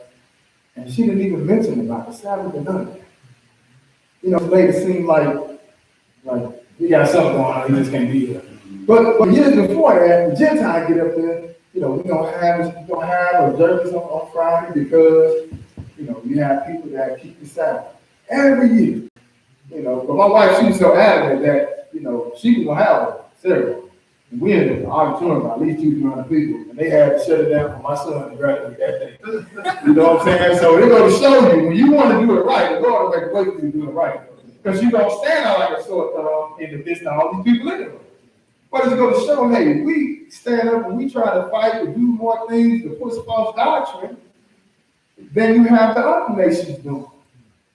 If you pay attention, you say, in that day, saith the Lord, when I assemble her that halted, because she don't exist as a nation no more, right? He gonna bring her back. He gonna put life back into it, and she gonna go back to living again. And that day said the Lord, when I assemble her that halted, and I will gather her that is driven out, right? And what else he said? And heard that I have afflicted. Hey, look now, because you can't blame the white man for everything, all right? Who in the world is behind our destruction? Read that again. In that day, said the Lord, will I assemble her that halted, and I will gather her that is driven He said, I out. will gather her that is driven out, right? What else he said? And heard that I have afflicted. Oh, so the Lord is the one behind our affliction, right? That's what we have to understand. That's why we don't got to be spending all this time trying to get back at nobody. We need to try to fix ourselves. You know, I said all the time, say it again, you know, we be so worried about trying to spend black dollars. How you gonna spend black dollars with a white man face on the money? It don't make sense. Bring down the season. What season, right? But at the end of the day, you need to worry about your salvation. Lord gonna take care of everything else at the proper time. That's why he says, look, and her that I have afflicted. What else he say? And I will make her that halted a remnant, Uh-huh. and her that was cast forth a strong nation. And the Lord shall reign over them in Mount Zion from henceforth, even forever. But you see that though, right? You see that. That's why I tell you another place in Malachi 3 and 6. You know, I know that I changed not definitely sons of Jacob, but not consumed. You still see a remnant around, don't you? Had to keep some around, and now you starting to see, hey, this nation starting to come back, you know, fast too. Right? We sprouting up all over the place now. But the Lord even told you about that. He told you that was going to happen in Isaiah 44. But he said, I will make her that halted a remnant, and her that was cast far off a strong nation. And the Lord, what else? And the reign over them in Mount Zion from henceforth, even forever. That's right, because that's where he's coming to. That's where we're going to be going back home. So that's a part of the covenant, the promised land. What else to say? Go ahead. And thou, O tower of the flock, the stronghold of the daughter of Zion, unto thee shall they come, even the first dominion. The kingdom shall come to the daughter of Jerusalem. Because we're going to come back. Thou, O tower of the flock, the stronghold of the daughter of Zion, unto thee shall it come, even the first dominion. The kingdom shall come to the daughter of Jerusalem, right? Because we're going to get it all back, sisters and brothers. You know, it don't look like we do. It look like we a lost cause right now, but we're going to bring it all back. I think it's hot, too hot here, man. Too hot. It can't get right. Not you, it's just the room can't get right. I be doing this in Atlanta, too, man. I be like, turn it out, turn it off, turn it back on. I seen her fan in the baby.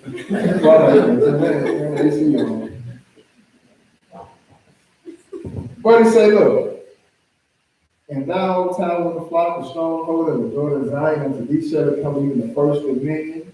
The kingdom shall come to the daughter of Jerusalem, right? What else to say? Verse 9. Now why dost thou cry aloud? Is there no king in thee? Is thy counselor perished? For pains have taken thee as a woman in travail. Be in pain and labor to bring forth, O daughter of Zion, like a woman in travail. Right, that's like I was speaking 2 weeks ago when we first came up with us. You know, they got the same thing, right? As you see starting to happen, you seeing that woman about to bring forth. She's not gonna be in all these birth pains, you know, and the baby just decides to, you know, I don't want to come. You know, you ain't gonna go through this. You're gonna go sometime, and you know what they do when they don't want to come, right? They force it out. They induce it. It's coming. You ain't gonna just sit there waiting up 3 months. You know, dilated 9 centimeters, baby stop. Oh, no, that baby coming out. But that's what you see going on with Israel. Hey, Israel is starting to wake up. It's like a woman in birth pain. And it's not like it's gonna go back. It ain't gonna stop. This ain't a fad. This ain't something that's just gonna fade. Now, this gonna take us until our king comes, sisters and brothers. He said, now why does thou cry out aloud? Is there no king in thee? Is thy counselor perished? For pains have taken thee as a woman in travail, right? Be in pain and labor to do what? bring forth. Labor to bring forth, because that's coming. Oh, daughter of Zion, like a woman to travail for what? For now shalt thou go forth out of the city. Because at this point right now, hey, we not in Jerusalem right now. But you see this long prophecy unfold. He talking about it way back, and he said, look, be in pain and labor to bring forth, O daughter of Zion, like a woman in travail, which is what you see going on now. But in the meantime, before we got to this point, look at what he said. He said, for now shall thou go forth out of the city, right? And where we going to be at? Go ahead. And thou shalt dwell in the field. Go ahead. And thou shalt go even to Babylon. And that's where you at. We scattered in Babylon right now, sister and brother.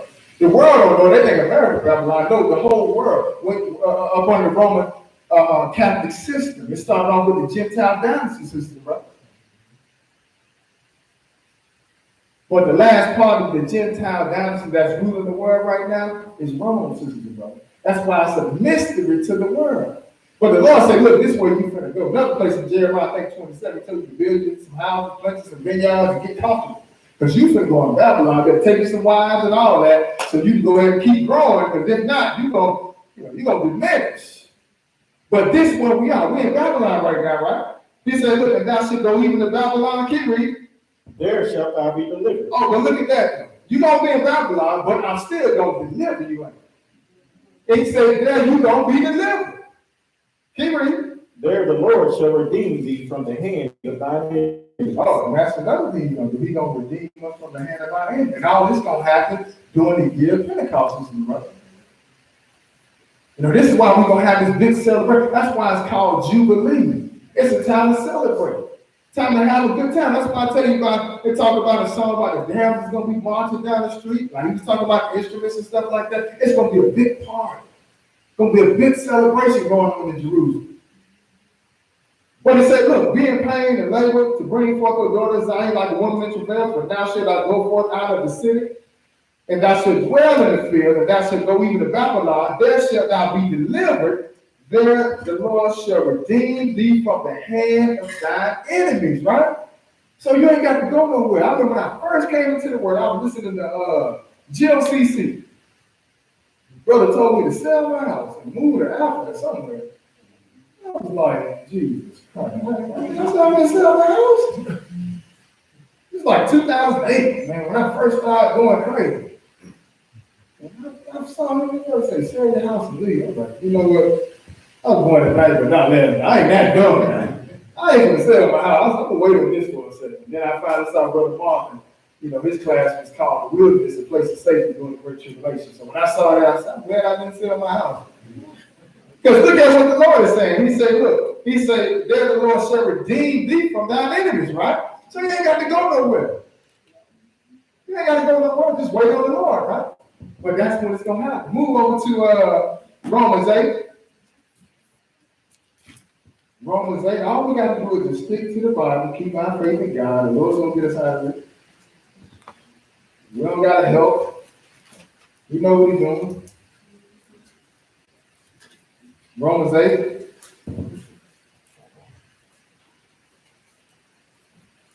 Romans 8, let's pick this up at verse 20.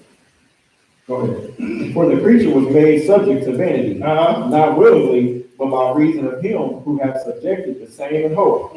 Because the creature also shall be delivered from the bondage of corruption. Oh, like I told you that, right? We got another bondage, right? And this right here is going to take it to from all mankind. See, Israel is in a physical captivity, but every man, regardless of your nationality, you are in captivity to this body of death. I don't care what you do, I don't care how much money you have, you can't stop it, sisters and brothers. So everybody's in need of salvation, need to be saved from this, right? So that's why I say that for the creature was made subject to vanity. That's what's going to end up happening. This body going to die first, right? It's vanity. Not willingly, but by reason of him who have subjected the same in hope. Because we got some hope coming, but look, it ain't like the Lord just want to kill us. Look, it was a plan out there, and things would have went right if Adam would have sinned, right? So because Adam sinned, now we fall upon the consequences. So now you really got another type of Egypt, another type of bond that's sitting on top of everybody. He said, look, for the creature was made subject to vanity, not willingly, but by reason of him who has subjected the same in hope, because the creature itself what? Also shall be delivered from the bondage of corruption. Oh, that's gonna happen on Pentecost too. But pay attention to what he said. He said because the creature itself also shall be delivered from the bondage of corruption. See, this is why I tell people, tell brothers especially, when you're going out there to preach, you can't throw other nations in the lake of fire, because the ultimate salvation is what everybody needs. I understand we mad sometimes and mad at the situation we're in, but still you can't blame nobody else, because it was our forefathers that got us in this. You remember our forefathers when Pilate was trying to let Jesus go, he was like, I wash my hands in this, right? And what our forefathers said, put his hand, let his blood be on us and our children. Right? So we can't blame everybody else for that. So when you preaching salvation, you need to preach, you got to preach Jesus. You got to let them know, look, man, regardless of who you are, the Lord gonna put a plan out there to save us from that. That's what this salvation is all about. Most people read John 3:16, don't even pay attention. What is it? God so loved the world, got to give him the only begotten Son, that whosoever believes in him, right, shall not perish, but have what? Everlasting life, right? We're talking about immortality. That's what we're talking about. But he said whosoever, didn't he? He didn't just say Israel, whosoever. If you do what you're supposed to do, then hey, you're going to get this everlasting life. You ain't going to perish. You're not going to die that second death. That's why I said in another place, those who keep my saying shall never taste of death. Look, this first one, that's really sleep. That ain't really death. That's a sleep because you get up. It don't end at that point. The ending point, if you don't get it right, it's going to be the fire. And that's what you don't want to see. But God is giving you a way out, sisters and brothers. So he said, look, for the creature was made subject to vanity, not willingly, but by reason of him who has subjected the same in hope. 21 again. Because the creature itself also shall be delivered from the bondage of corruption into the glorious liberty of the children of God. Oh, that's what we trying to become, right? We trying to become sons and daughters of God, right? But we're going to be delivered. That's why you see that liberty, that freedom right there. He said, look, because the creature itself also shall be delivered from the bondage of corruption into the glorious liberty of the children of God. And that's what's going to happen on Pentecost. Going to Isaiah 13. We're going to start seeing a part of that unfold as well. But like I said earlier, hey, now you see, it's a call for celebration. Slaves being set free, everybody going back home, and Satan gonna get locked up for 1,000 years. They gotta worry about, this stuff that's going on now. Jesus gonna be back. Isaiah 13. Really point to the year of freedom here, sisters and brothers, and everybody going home. Isaiah 13, and pick this up at verse 9. Isaiah 13, verse 9. Behold, the day of the Lord cometh, cruel, both with wrath and fierce anger, to lay the land desolate, and he shall destroy the sinners thereof out of it. So evidently the Lord don't like that. See the transgression of the law, sisters and brothers. The Lord don't like that. He said, look, behold, the day of the Lord come, cruel, both with wrath and fierce anger, to lay the land desolate, and he shall destroy the sinners thereof out of it. What else? For the stars of heaven and the constellations thereof shall not give their light. The sun shall be darkened in his going forth, and the moon shall not cause our light to shine. Go ahead. And I will punish the world for their evil, and the wicked for their iniquity. And I will cause the arrogancy of the proud to cease, and will lay low the haughtiness of the terrible. All right, so once again, take you to that one event where he's going to affect the atmosphere, sisters and brothers, and all stuff you see in the heaven with the sun, moon, stars. Only going to happen one time, never happened before. But that is a part of the Lord. It's going to be a great entrance. It ain't going to be nothing sneaky or, no silent rapture, none of that. You're going to know when the Lord is coming. He's going to shake up the heavens. The stars of heaven and the constellations thereof shall not give their light. The sun shall be darkened in his going forth, and the moon shall not cause the light to shine. And I will punish the world for their evil, and the wicked for their iniquity. What else? And I will cause the arrogancy of the proud to cease, and will lay low the haughtiness of the terrible. Go ahead. Even a man then the old ways of Ophir. That's almost like the days of Noah. Noah killed all those People back then, they wanted 8 people that want it. You know, so that's the problem with God. We don't do it all over again. That's why I say, look, I will make a man more precious than fine gold. Hard to come by, right?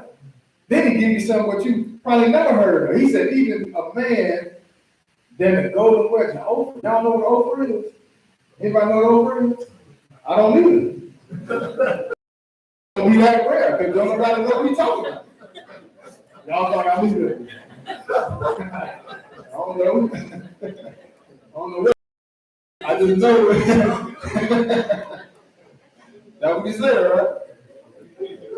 Say, I'm gonna make a man more precious than fine gold, even a man than the golden wedge of Ophir.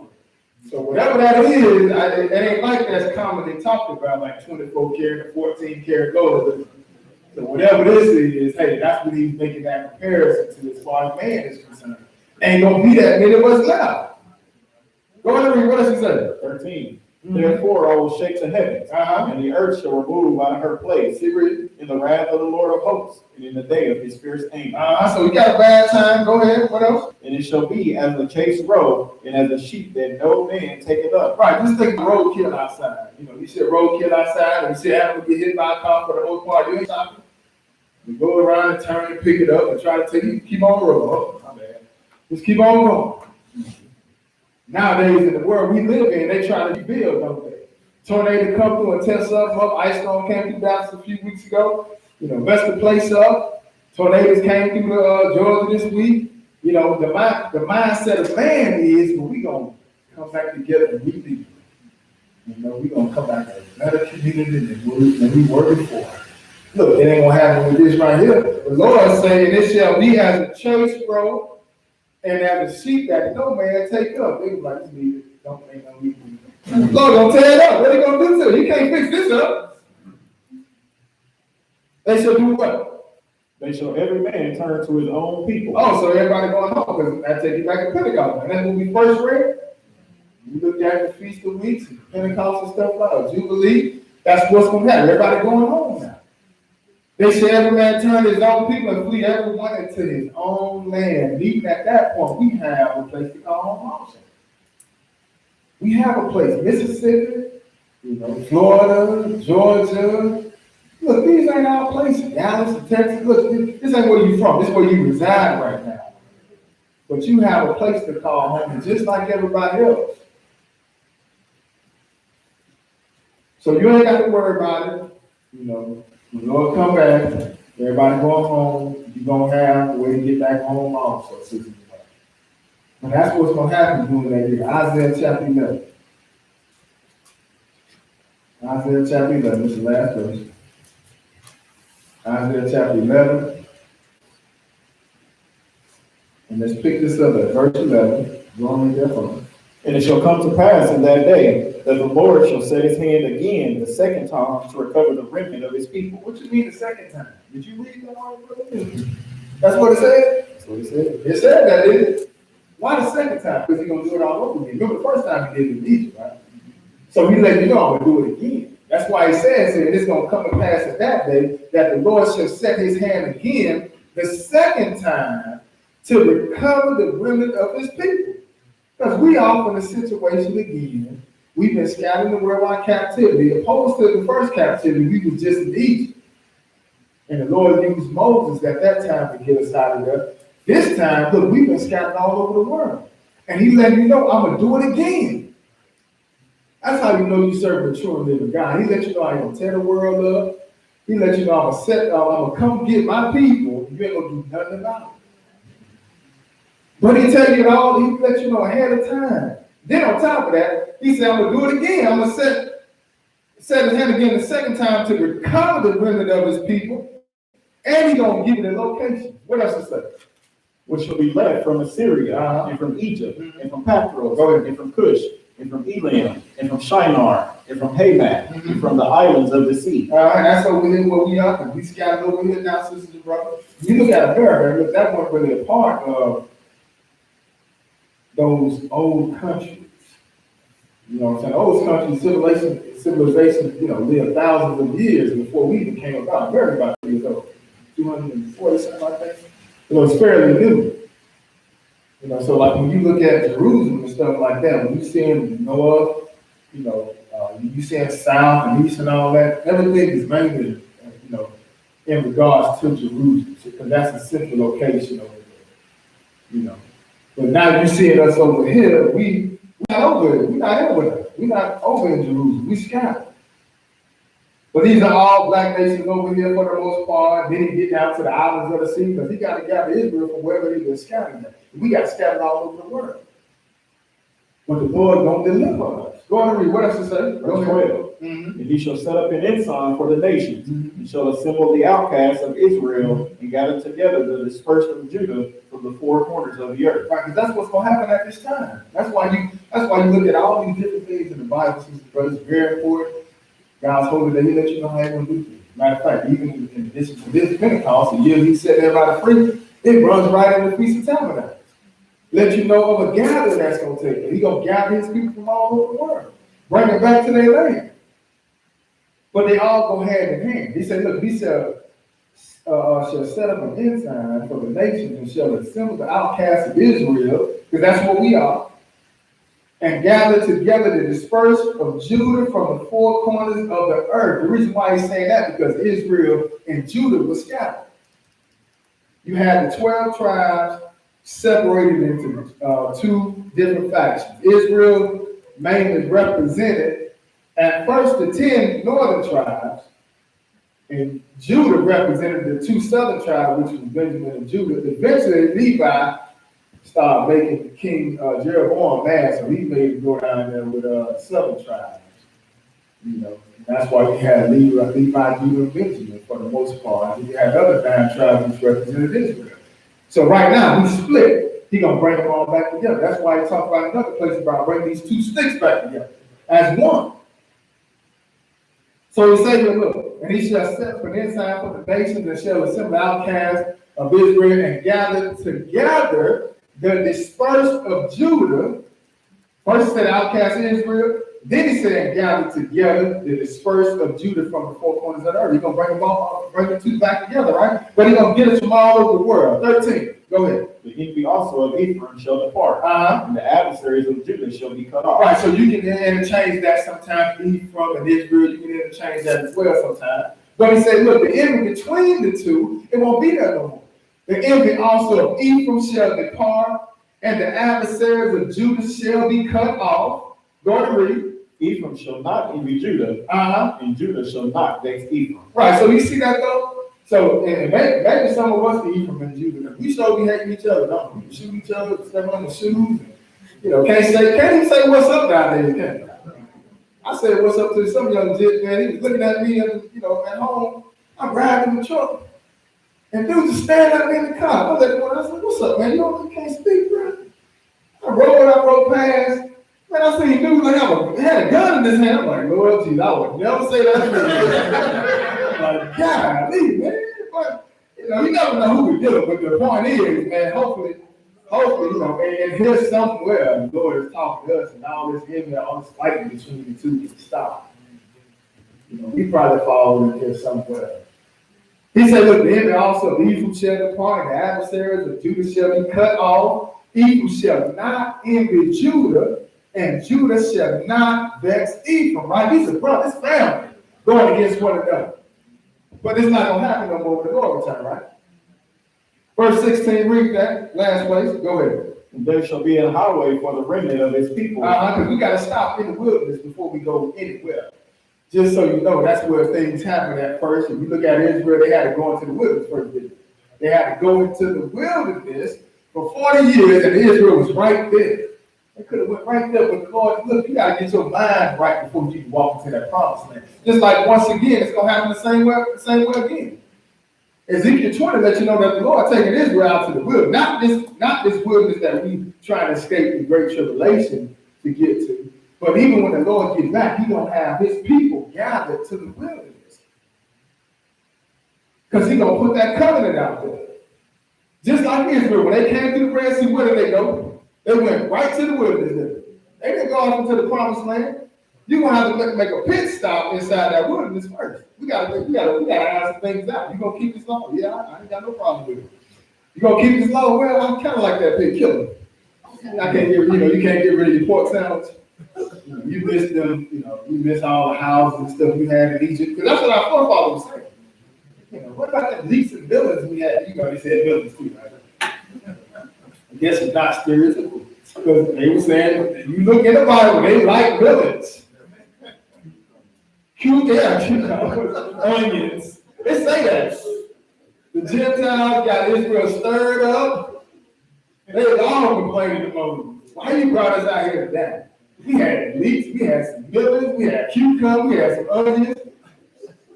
I'm just glad they ain't say chicken. Lord, I'm glad they say chicken. At the party, look at what he said. He said, look, and there should be a highway for the remnant of his people, right? Which shall be left from Assyria like as it was to Israel in the day. What else? That he came up out of the land of. Right. So I hope somebody got some understanding of Jesus. We got our announcements. Don't forget Thursday, sundown, Passover. Y'all gonna be there?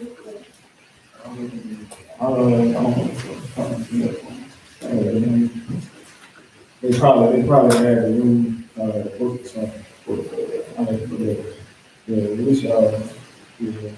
Well, whatever you do, make sure you try to definitely participate Pastor Larry in the heart. And I'm sure if y'all not here, y'all can watch it on. Because it's not a Sabbath, but still, take Pastor.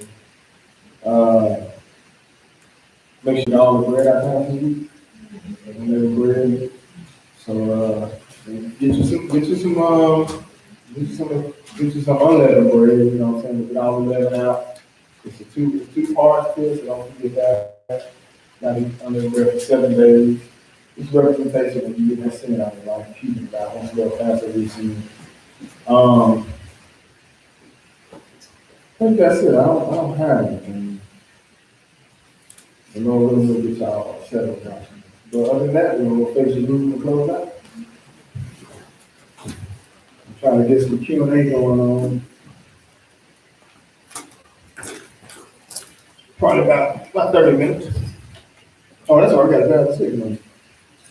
Got about 6. About 20 minutes.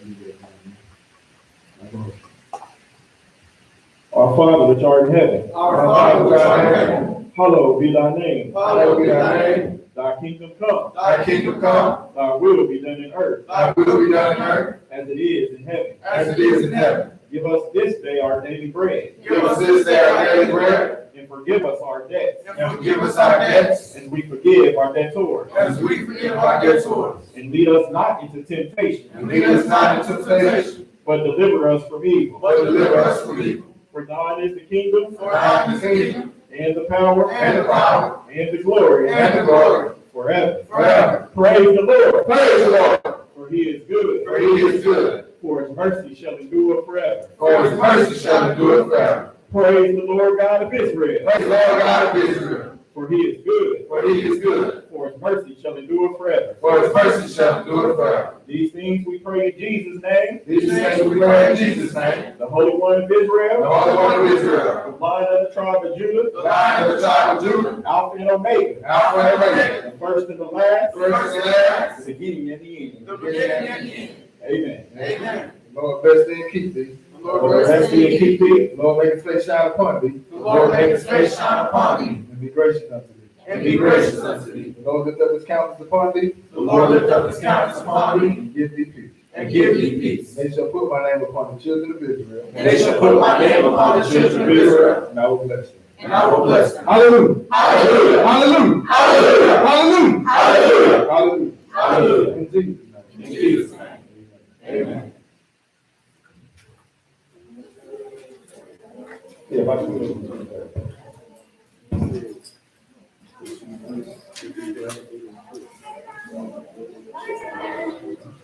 No, they crazy. They crazy. Because the spirit.